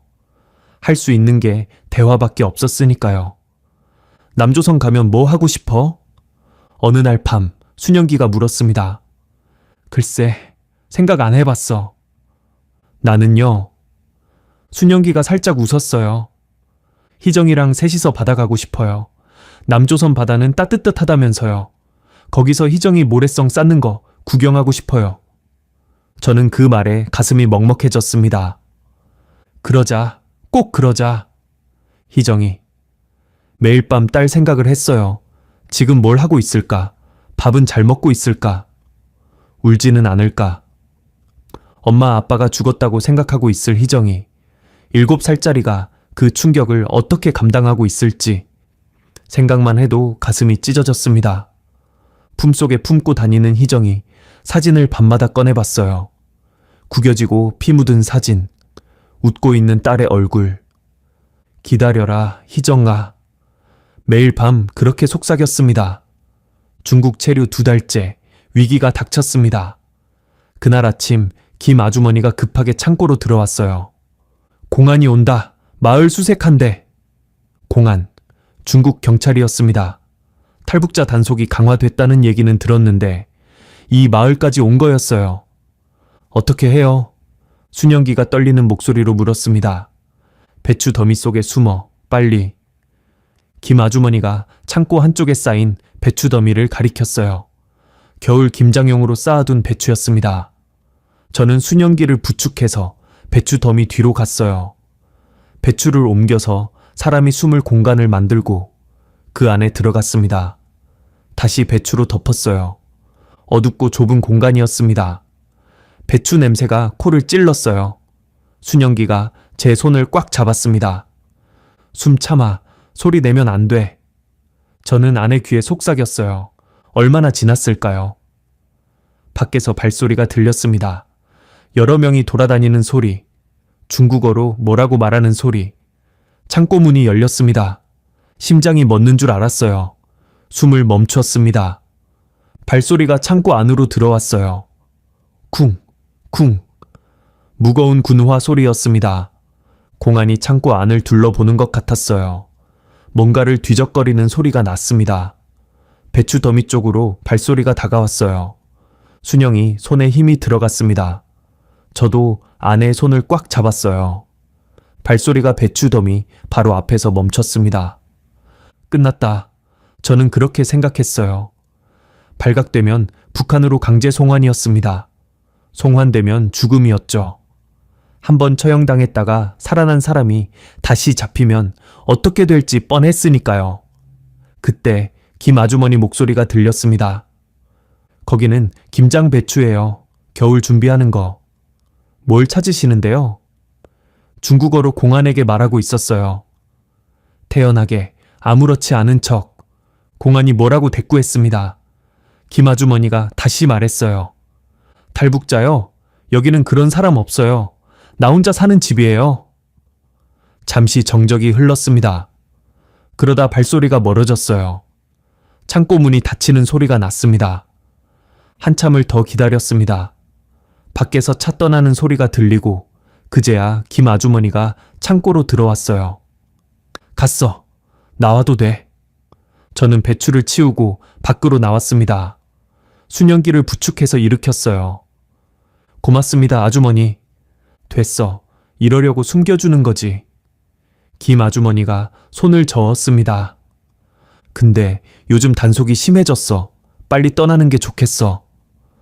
저도 같은 생각이었습니다. 2008년 1월, 석 달간의 은신 생활이 끝나고 드디어 이동할 날이 다가왔습니다. 김 아주머니가 브로커 네트워크를 통해 루트를 잡아줬어요. 중국 내륙을 횡단해서 쿤민까지 간 뒤 거기서 라오스 국경을 넘고 라오스를 통과해서 태국으로 들어가는 루트였습니다. 태국 가면 한국 대사관 찾아가. 거기서 보호받을 수 있어. 김 아주머니가 설명했어요. 출발 전날 밤 김 아주머니가 우리에게 뭔가를 건넸습니다. 가짜 신분증이었어요. 중국 조선족 신분증으로 위조된 것이었습니다. 이거 들고 다녀. 검문 받으면 이걸로 버텨야 해. 저는 신분증을 받아들었습니다. 사진은 저와 순영이 얼굴이었는데 이름과 출생지는 다른 사람 거였어요. 저는 최철수, 순영이는 김영희가 됐습니다. 중국어는 좀 해? 조금요. 기본적인 건 북한에서 중국과 접경 지역에 있었으니까 기본적인 중국어는 할 줄 알았어요. 유창하지는 않았지만요. 말 최대한 아껴. 어눌하게 말하면 의심받아. 김 아주머니의 당부를 새겼습니다. 다음 날 아침, 저와 순영기는 김 아주머니 집을 떠났습니다. 고맙습니다. 은혜 평생 잊지 않겠습니다. 저는 깊이 고개를 숙였어요. 김 아주머니가 손을 흔들었습니다. 됐어. 무사히 가. 딸도 꼭 데려오고. 저는 고개를 끄덕였습니다. 그리고 돌아서서 걷기 시작했어요. 석 달 동안 숨어 지낸 창고, 생명의 은인 김 아주머니. 뒤돌아보지 않았습니다. 돌아보면 눈물이 날 것 같아서요. 연변에서 쿤민까지는 기차로 3일이 걸렸습니다. 3등 칸에 앉아서 3일 동안 달렸어요. 창밖으로 중국 대륙이 끝없이 펼쳐졌습니다. 저는 난생 처음 보는 광경이었어요. 북한에서는 평양 말고 다른 지역을 가본 적이 거의 없었으니까요. 기차 안에서 최대한 눈에 띄지 않으려고 했습니다. 말도 거의 안 했어요. 순영이랑 둘이서 조용히 앉아 있었습니다. 한 번은 승무원이 검표하러 왔어요. 표를 보여주고 신분증을 보여줬습니다. 심장이 터질 것 같았지만 표정을 관리했어요. 승무원이 신분증을 훑어보더니 돌려줬습니다. 아무 말 없이 지나갔어요. 휴 하고 한숨을 내쉬었습니다. 순영이가 제 손을 꽉 잡았어요. 잘했어요. 대답 대신 아내 손을 꽉 쥐었습니다. 3일간의 기차 여정은 육체적으로도 힘들었습니다. 좁은 좌석에서 제대로 잠을 잘 수 없었고 밥도 간신히 먹었어요. 하지만 정신적인 긴장감이 더 힘들었습니다. 언제 들킬지 모른다는 불안감. 그게 가장 지쳤어요. 3일째 되던 날 저녁 드디어 쿤밍에 도착했습니다. 역에서 내리자마자 다른 브로커가 우리를 기다리고 있었어요. 40대 중반의 남자였습니다. 김 아주머니가 미리 연락해둔 거였죠. 최철수, 김영희? 가짜 이름을 불렀어요. 저는 고개를 끄덕였습니다. 따라와. 브로커를 따라서 어딘가로 갔어요. 쿤밍 외곽의 작은 여관이었습니다. 여기서 며칠 쉬어. 라오스 넘어가는 건 일주일 후야. 그 여관에서 다른 탈북자들을 만났습니다. 젊은 부부와 어린 딸, 30대 초반으로 보이는 부부와 5살쯤 된 여자아이였어요. 어디서 오셨어요? 남자가 조심스럽게 물었습니다. 회령교, 당신들은요? 저희는 청진이요. 같은 처지의 사람들이었습니다. 북한을 탈출해서 남한으로 가려는 사람들. 저는 그 어린 딸을 보며 희정이를 떠올렸어요. 비슷한 나이였습니다. 희정이도 저 정도 크기겠지. 반년 사이에 얼마나 컸을까? 딸이 있으신 거예요? 젊은 남자가 물었습니다. 예, 7살이요? 북한에 두고 왔어요. 아, 남자가 말을 잇지 못했어요. 뭐라고 위로해야 할지 모르는 표정이었습니다. 데리러 갈 겁니다. 남조선 가서 자리 잡으면요. 그러셔야죠. 남자가 고개를 끄덕였어요. 그날 밤 저는 잠을 이루지 못했습니다. 옆방에서 어린아이 웃음소리가 들렸어요. 그 소리가 희정이 웃음소리 같아서 가슴이 아팠습니다. 순영이도 잠을 못 이루고 있었어요.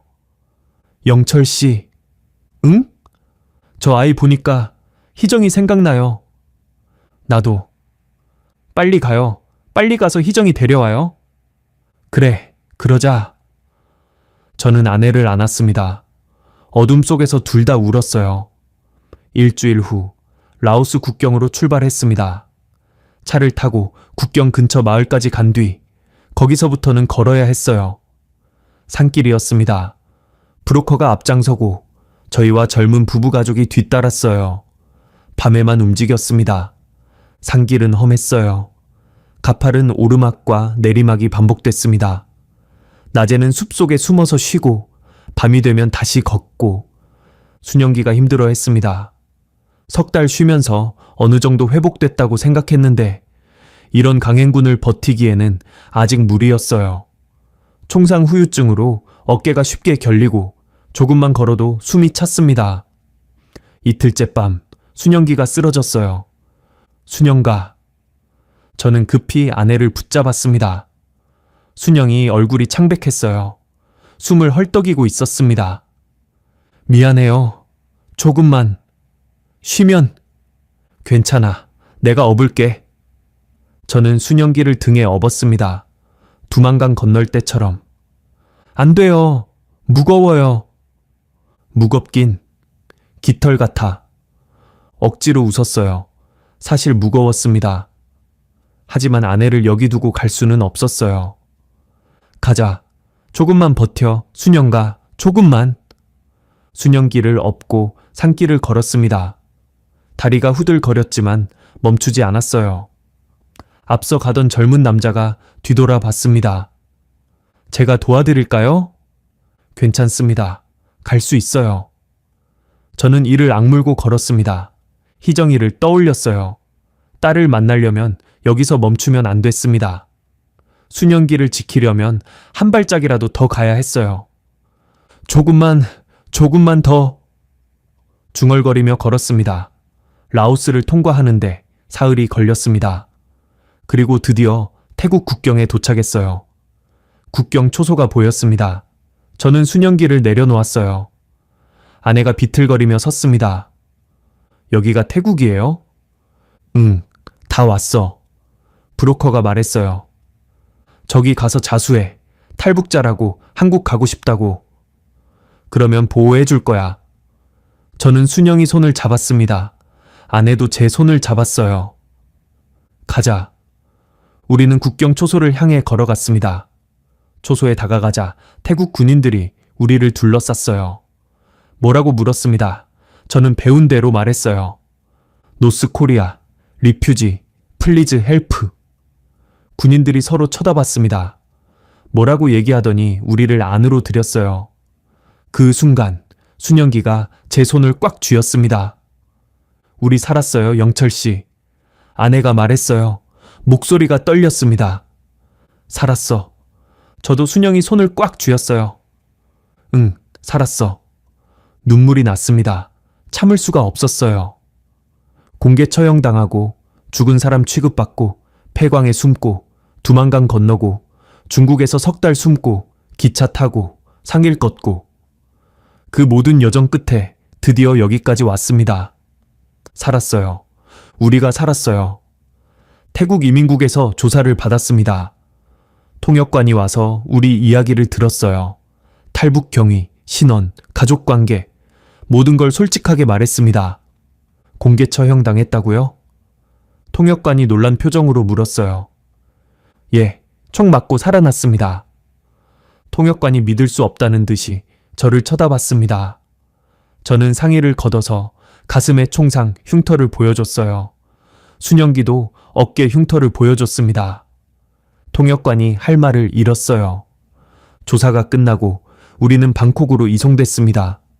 한국 대사관에서 인수한다고 했어요. 방콕에 도착한 건 2008년 2월 초였습니다. 차에서 내렸을 때 한국 대사관 건물이 보였어요. 그리고 그 위에 펄럭이는 깃발, 태극기. 저는 멍하니 그 깃발을 바라봤습니다. 태극기를 직접 본 건 처음이었어요. 북한에서는 원수의 깃발이라고 배웠습니다.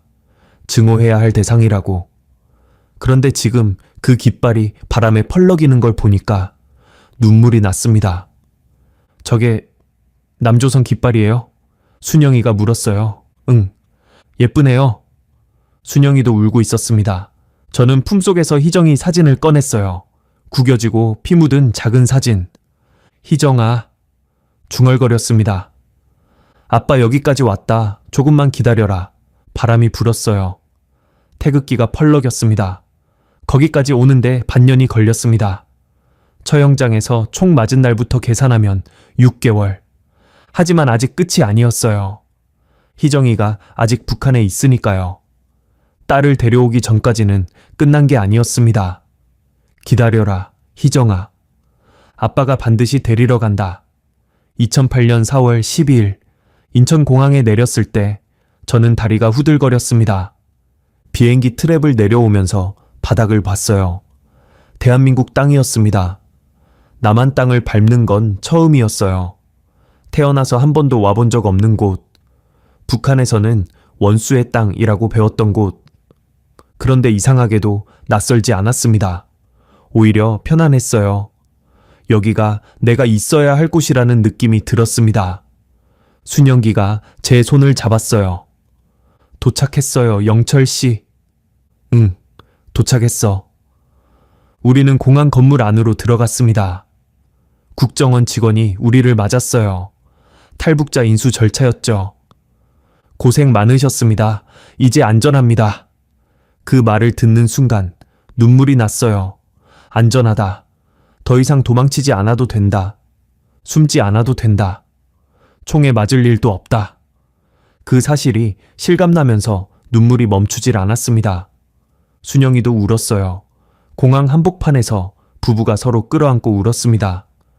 주변 사람들이 쳐다봤지만 상관없었어요.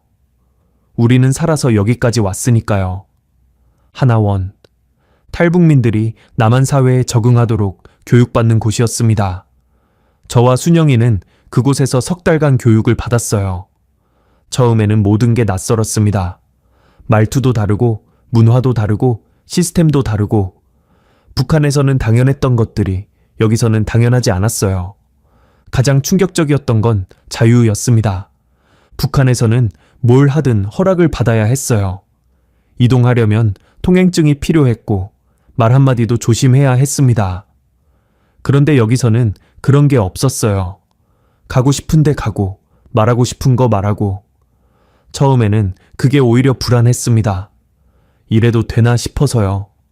하나원에서 여러 가지를 배웠습니다. 한국 사회 적응법, 취업 교육, 컴퓨터 사용법. 순영이는 특히 열심히 배웠어요. 빨리 자리 잡아서 희정이를 데려와야 한다는 생각뿐이었으니까요. 2008년 7월이었어요. 정부에서 정착금과 임대 아파트를 지원해 줬습니다. 서울 외곽의 작은 아파트였어요. 방 2개, 거실 하나. 북한 군 관사보다 훨씬 좋았습니다. 입주하던 날 저는 빈 방 하나를 한참 바라봤어요. 희정이 방으로 쓸 곳이었습니다. 여기가 희정이 방이야. 제가 말했어요. 순영기가 고개를 끄덕였습니다. 예뻐요. 희정이가 좋아하겠다. 아직 딸이 없는 집에 딸 방을 정해놓는 게 이상할 수도 있었어요. 하지만 우리한테는 중요했습니다. 희정이가 올 거라는 믿음. 그게 우리를 버티게 하는 힘이었으니까요. 취업은 쉽지 않았습니다. 저는 북한에서 인민군 대위였어요. 15년간 군 생활을 했습니다. 하지만 그 경력은 남한에서 인정되지 않았어요. 북한군 장교 경력이 남한에서 무슨 소용이겠습니까? 순영기도 마찬가지였어요. 북한에서 군의관이었지만 남한 의사 면허가 없으니 의사로 일할 수 없었습니다. 저는 결국 아파트 경비원으로 취직했어요. 39살에 경비원. 자존심이 상하지 않았다면 거짓말이겠죠. 하지만 불평할 처지가 아니었습니다. 살아있는 것만으로도 감사해야 했으니까요. 순영기는 간호조무사 자격증을 땄어요. 군의관이었던 사람이 간호조무사라니. 처음에는 힘들어했습니다. 하지만 순영기는 금세 적응했어요. 환자 돌보는 건 똑같아요. 북한에서든 남한에서든. 아내가 그렇게 말했어요. 대단한 사람이었습니다. 그렇게 남한 생활이 시작됐습니다. 낮에는 일하고 밤에는 집에 와서 쉬고 평범한 일상이었어요. 북한에서 꿈꾸던 평범한 삶. 하지만 마음 한구석은 늘 무거웠습니다. 희정이, 딸이 아직 북한에 있었으니까요. 남한에 정착하자마자 희정이를 찾기 시작했습니다. 탈북자 지원단체에 연락했어요. 북한 내 소식을 알 수 있는 브로커 네트워크도 수소문했습니다. 돈이 많이 들었지만 상관없었어요. 아끼고 아껴서 모은 돈을 다 쏟아부었습니다. 소식이 오기까지 오래 걸렸습니다. 2008년 가을쯤이었어요. 브로커한테서 연락이 왔습니다. 희정이 소식 알아냈습니다. 저는 가슴이 뛰었어요. 드디어. 어디 있대요? 괜찮대요? 브로커가 말을 잇지 못했습니다. 불길한 예감이 들었어요. 말해주세요. 뭐든 들을 준비 됐습니다. 브로커가 한숨을 쉬더니 말했어요. 어르신네들이 수용소에 끌려가셨답니다. 어르신네, 제 부모님이었습니다. 희정이 조부모요. 연좌제 때문에요. 아드님 내외가 반영명 분자로 처형됐으니까 가족들도 처벌받은 거죠. 아버지, 어머니가 머리가 멍해졌습니다. 부모님이 정치범 수용소에 끌려갔다니. 저 때문에, 제가 투서를 했기 때문에. 그럼 희정이는요? 희정이는 어떻게 됐어요? 아이는 고아원으로 보내졌답니다. 고아원. 7살짜리가 고아원에 있다. 부모는 처형당하고 조부모는 수용소에 끌려가고 혼자 고아원에 버려진 거예요. 저는 그 자리에서 무너졌습니다. 내 탓이야. 다 내 탓이야. 바닥에 주저앉아서 울었어요. 주먹으로 땅을 쳤습니다. 내가 투서 같은 거 안 했으면, 내가 그냥 모른 척 했으면. 그때 순영기가 저를 붙잡았어요. 영철 씨, 나 때문에 희정이가, 부모님이. 영철 씨, 순영기가 제 어깨를 흔들었습니다. 자책하지 마요. 지금 그게 중요한 게 아니에요. 어떻게 자책을 안 해? 내가 딸을 버리고 온 거나 마찬가지야. 버리고 온 거 아니에요. 살기 위해서 먼저 온 거예요. 데리러 가려고. 순영기가 제 얼굴을 두 손으로 감쌌어요. 우리가 포기하면 안 돼요. 희정이를 찾아야 해요. 데려와야 해요. 어떻게? 고아원에 있는 애를 어떻게? 방법을 찾아요. 반드시. 순영이 눈에도 눈물이 가득했지만 목소리는 단호했습니다. 우리가 포기하면 희정이는 정말 혼자가 돼요. 그 애한테 우리밖에 없어요. 저는 한참을 울었습니다. 순영이가 저를 안아줬어요. 그날 밤 저는 다시 다짐했습니다. 반드시 희정이를 데려온다. 무슨 일이 있어도. 그 뒤로 2년 동안 희정이를 찾기 위해 온갖 노력을 했습니다. 탈북자 지원단체, 브로커 네트워크, 북한인권단체, 도움받을 수 있는 곳은 다 찾아다녔어요. 돈이 모이는 대로 북한 쪽으로 보냈습니다. 하지만 쉽지 않았어요. 고아원에 있는 아이를 빼내는 건 보통 일이 아니었습니다. 북한에서 고아원은 국가시설이니까요. 마음대로 아이를 데리고 나올 수가 없었어요. 소식도 뜸했습니다. 희정이가 잘 있는지, 건강한지 아무것도 알 수 없었어요. 그게 가장 힘들었습니다. 기다리는 시간은 고문 같았어요. 낮에는 경비 일을 하면서 버텼고, 밤에는 희정이 사진을 보면서 울었습니다. 그 구겨지고 피 묻은 사진. 탈북할 때부터 가지고 다닌 사진. 기다려라, 희정아. 아빠가 반드시 데리러 간다. 매일 밤 그 말을 되뇌었어요. 2010년 봄, 기적 같은 소식이 날아왔습니다. 브로커한테서 연락이 왔어요. 희정이 찾았습니다. 저는 심장이 멎는 줄 알았어요. 어디 있대요? 고아원에서 나왔답니다. 도망친 거예요. 도망? 10살짜리가? 네, 친척집을 전전하고 있대요. 외가 쪽 친척인데 몰래 숨겨주고 있다고 합니다. 저는 믿을 수가 없었어요. 희정이가 고아원에서 도망쳤다니. 그리고 브로커가 말을 이었어요. 희정이가 알고 있답니다. 부모님이 살아있다는 거. 뭐라고요? 누군가 희정이한테 알려줬대요. 엄마 아빠가 죽지 않았다고, 남조선에 살아있다고. 눈물이 났습니다. 희정이가 알고 있다. 우리가 살아있다는 걸. 그래서 고아원을 도망친 거다. 언젠가 엄마 아빠를 만날 수 있다는 희망을 품고 10살짜리가 혼자서 그 결정을 한 거예요. 데려올 수 있어요? 제가 물었습니다. 쉽지 않지만 방법을 찾아보겠습니다. 부탁드립니다. 제발. 돈은 얼마든지. 돈보다 시간이 필요합니다. 루트를 짜야 해요. 아이를 안전하게 빼오려면. 저는 기다렸습니다. 또다시 기다림의 시간이 시작됐어요. 하지만 이번에는 달랐습니다. 희망이 있었으니까요. 희정이가 살아있고 우리가 살아있다는 걸 알고 있다. 그것만으로도 버틸 수 있었습니다. 2011년 3월, 드디어 그날이 왔습니다. 브로커한테서 연락이 왔어요. 희정이가 넘어왔습니다. 지금 태국에 있어요. 저는 전화기를 들고 그 자리에서 울었습니다. 순영이도 울었어요. 언제 와요? 언제 한국에 와요? 한 달쯤 걸릴 겁니다. 절차 밟아야 하니까. 한 달. 길다면 길고 짧다면 짧은 시간. 4년을 기다렸으니까 한 달쯤이야. 그 한 달 동안 저와 순영기는 희정이 방을 꾸몄어요. 침대도 사고 책상도 사고 예쁜 커튼도 달았습니다. 11살 여자아이가 좋아할 만한 것들로 방을 채웠어요. 희정이가 좋아할까? 순영기가 물었어요.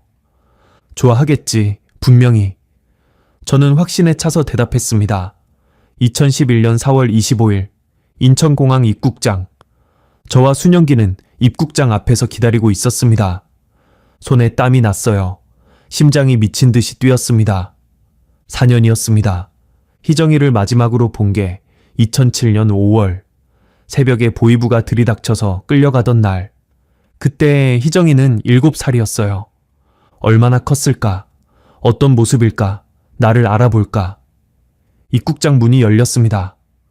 사람들이 쏟아져 나왔어요. 저는 눈을 크게 뜨고 찾았습니다.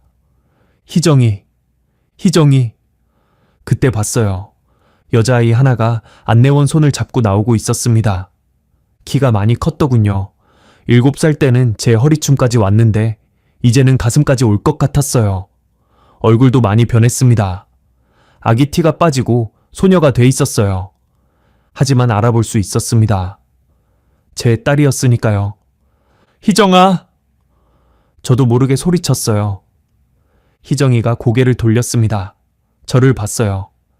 잠깐 멈칫하더니 눈이 커졌습니다. 아빠!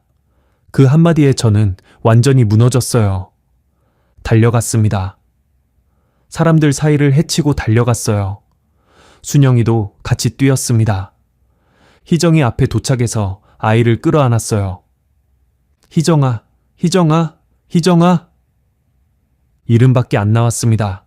다른 말이 안 나왔어요. 아빠, 아빠. 희정이도 저를 안고 울었어요. 순영이가 옆에서 우리 둘을 끌어안았습니다. 희정아, 엄마야. 엄마, 엄마. 희정이가 엄마 품으로 파고들었어요. 셋이서 공항 바닥에 엉켜 앉아 울었습니다. 지나가는 사람들이 쳐다봤지만 상관없었어요. 창피하지도 않았습니다. 4년이었어요. 4년 만에 딸을 안은 거예요. 처형장에서 총 맞고 죽은 사람 취급받고 탈북하고 낯선 땅에서 살아남고 그 모든 고통 끝에 드디어 딸을 안았습니다. 미안해 희정아. 아빠가 미안해. 혼자 두고 와서. 아니야. 아빠 괜찮아. 희정이가 말했어요. 아빠 엄마가 살아있다는 거 알았어. 그래서 버틸 수 있었어. 어린아이가 그런 말을 하더군요. 기다렸어. 아빠 엄마 올 줄 알았어. 저는 더 크게 울었습니다. 이 아이가 4년 동안 얼마나 힘들었을까. 고아원에서 친척집 전전하면서 얼마나 외로웠을까. 그런데도 기다렸다고. 우리가 올 줄 알았다고. 이제 안 떨어져. 절대 안 떨어져. 저는 딸을 꽉 안으며 말했어요. 아빠가 약속해. 평생 같이 있을 거야. 희정이가 고개를 끄덕였습니다. 그렇게 우리 가족은 다시 하나가 됐어요. 그 뒤로 14년이 흘렀습니다. 희정이는 한국 학교에 적응하느라 처음에는 힘들어했어요. 말투도 다르고 배운 것도 다르고. 하지만 그 애는 강했습니다. 금세 따라잡았어요. 고등학교, 대학교 차근차근 밟아나갔습니다. 저도 변했어요. 경비원으로 일하다가 탈북민 지원단체에서 일하게 됐습니다. 같은 처지의 사람들을 돕는 일이었어요. 제가 겪은 일들이 누군가에게는 도움이 될 수 있으니까요. 순영이는 계속 공부해서 간호사 자격증을 땄어요. 지금은 병원에서 정식 간호사로 일하고 있습니다. 북한에서 군의관이었던 사람이 남한에서 간호사로 다시 시작한 거죠. 대단한 아내입니다.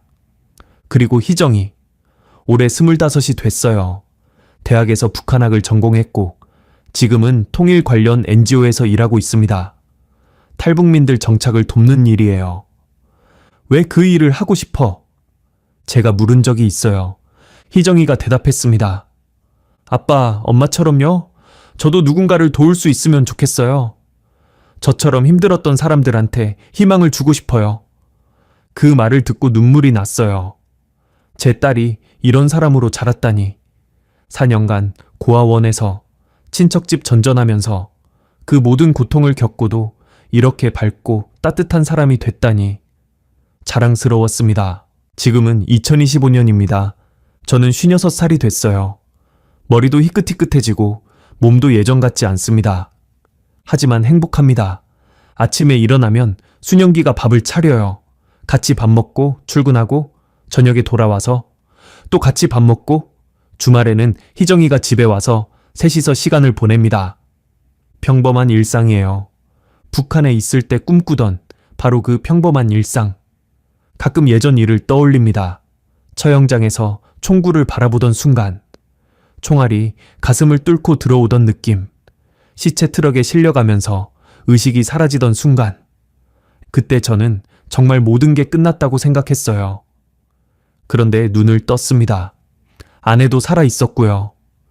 동수가 우리를 살려줬고, 김 아주머니가 도와줬고, 수많은 사람들의 손을 거쳐서 여기까지 왔습니다. 그리고 딸도 다시 만났어요. 기적이라고 밖에 할 수 없습니다. 총알이 심장을 비껴간 것, 아내의 총알이 큰 혈관을 피한 것, 매장반에 동수가 있었던 것, 그 모든 우연이 겹쳐서 우리는 살아남았습니다. 우연이었을까요? 운명이었을까요? 저는 운명이었다고 믿어요. 살아야 할 이유가 있었으니까요. 희정이를 다시 만나야 했으니까요. 이 사연을 듣고 계신 분들께 말씀드리고 싶어요. 저는 공개처형장에서 총을 맞고 쓰러졌습니다. 모든 게 끝났다고 생각했어요. 그런데 눈을 떴습니다. 아내도 살아 있었습니다. 우리를 살린 건 기적이었을까요? 아니면 살아야 할 이유가 있어서였을까요? 저는 후자라고 믿습니다. 희정이를 다시 만나야 했으니까요. 죽었던 사람이 살아 돌아왔습니다. 총살당한 부부가 대한민국에서 새 삶을 살고 있습니다. 믿기지 않으시겠지만 이건 실화입니다. 제가 살아있다는 게 그 자체가 증거입니다. 지금 힘든 시간을 보내고 계신 분이 있다면 이 말씀을 드리고 싶어요. 포기하지 마세요. 저도 포기하고 싶은 순간이 수없이 많았습니다. 처형장에서, 폐광에서, 두만강에서, 산길에서 매 순간이 포기하고 싶은 순간이었어요. 그런데 포기하지 않았습니다. 살아야 할 이유가 있었으니까요. 여러분도 분명히 살아야 할 이유가 있을 거예요. 그걸 붙잡고 버티세요. 끝까지. 저처럼요. 오늘 이 사연을 들어주셔서 감사합니다. 제 이름은 김영철, 올해 56살입니다. 공개 처형당하고 살아남은 탈북민입니다. 그리고 지금 저는 행복합니다. 감사합니다.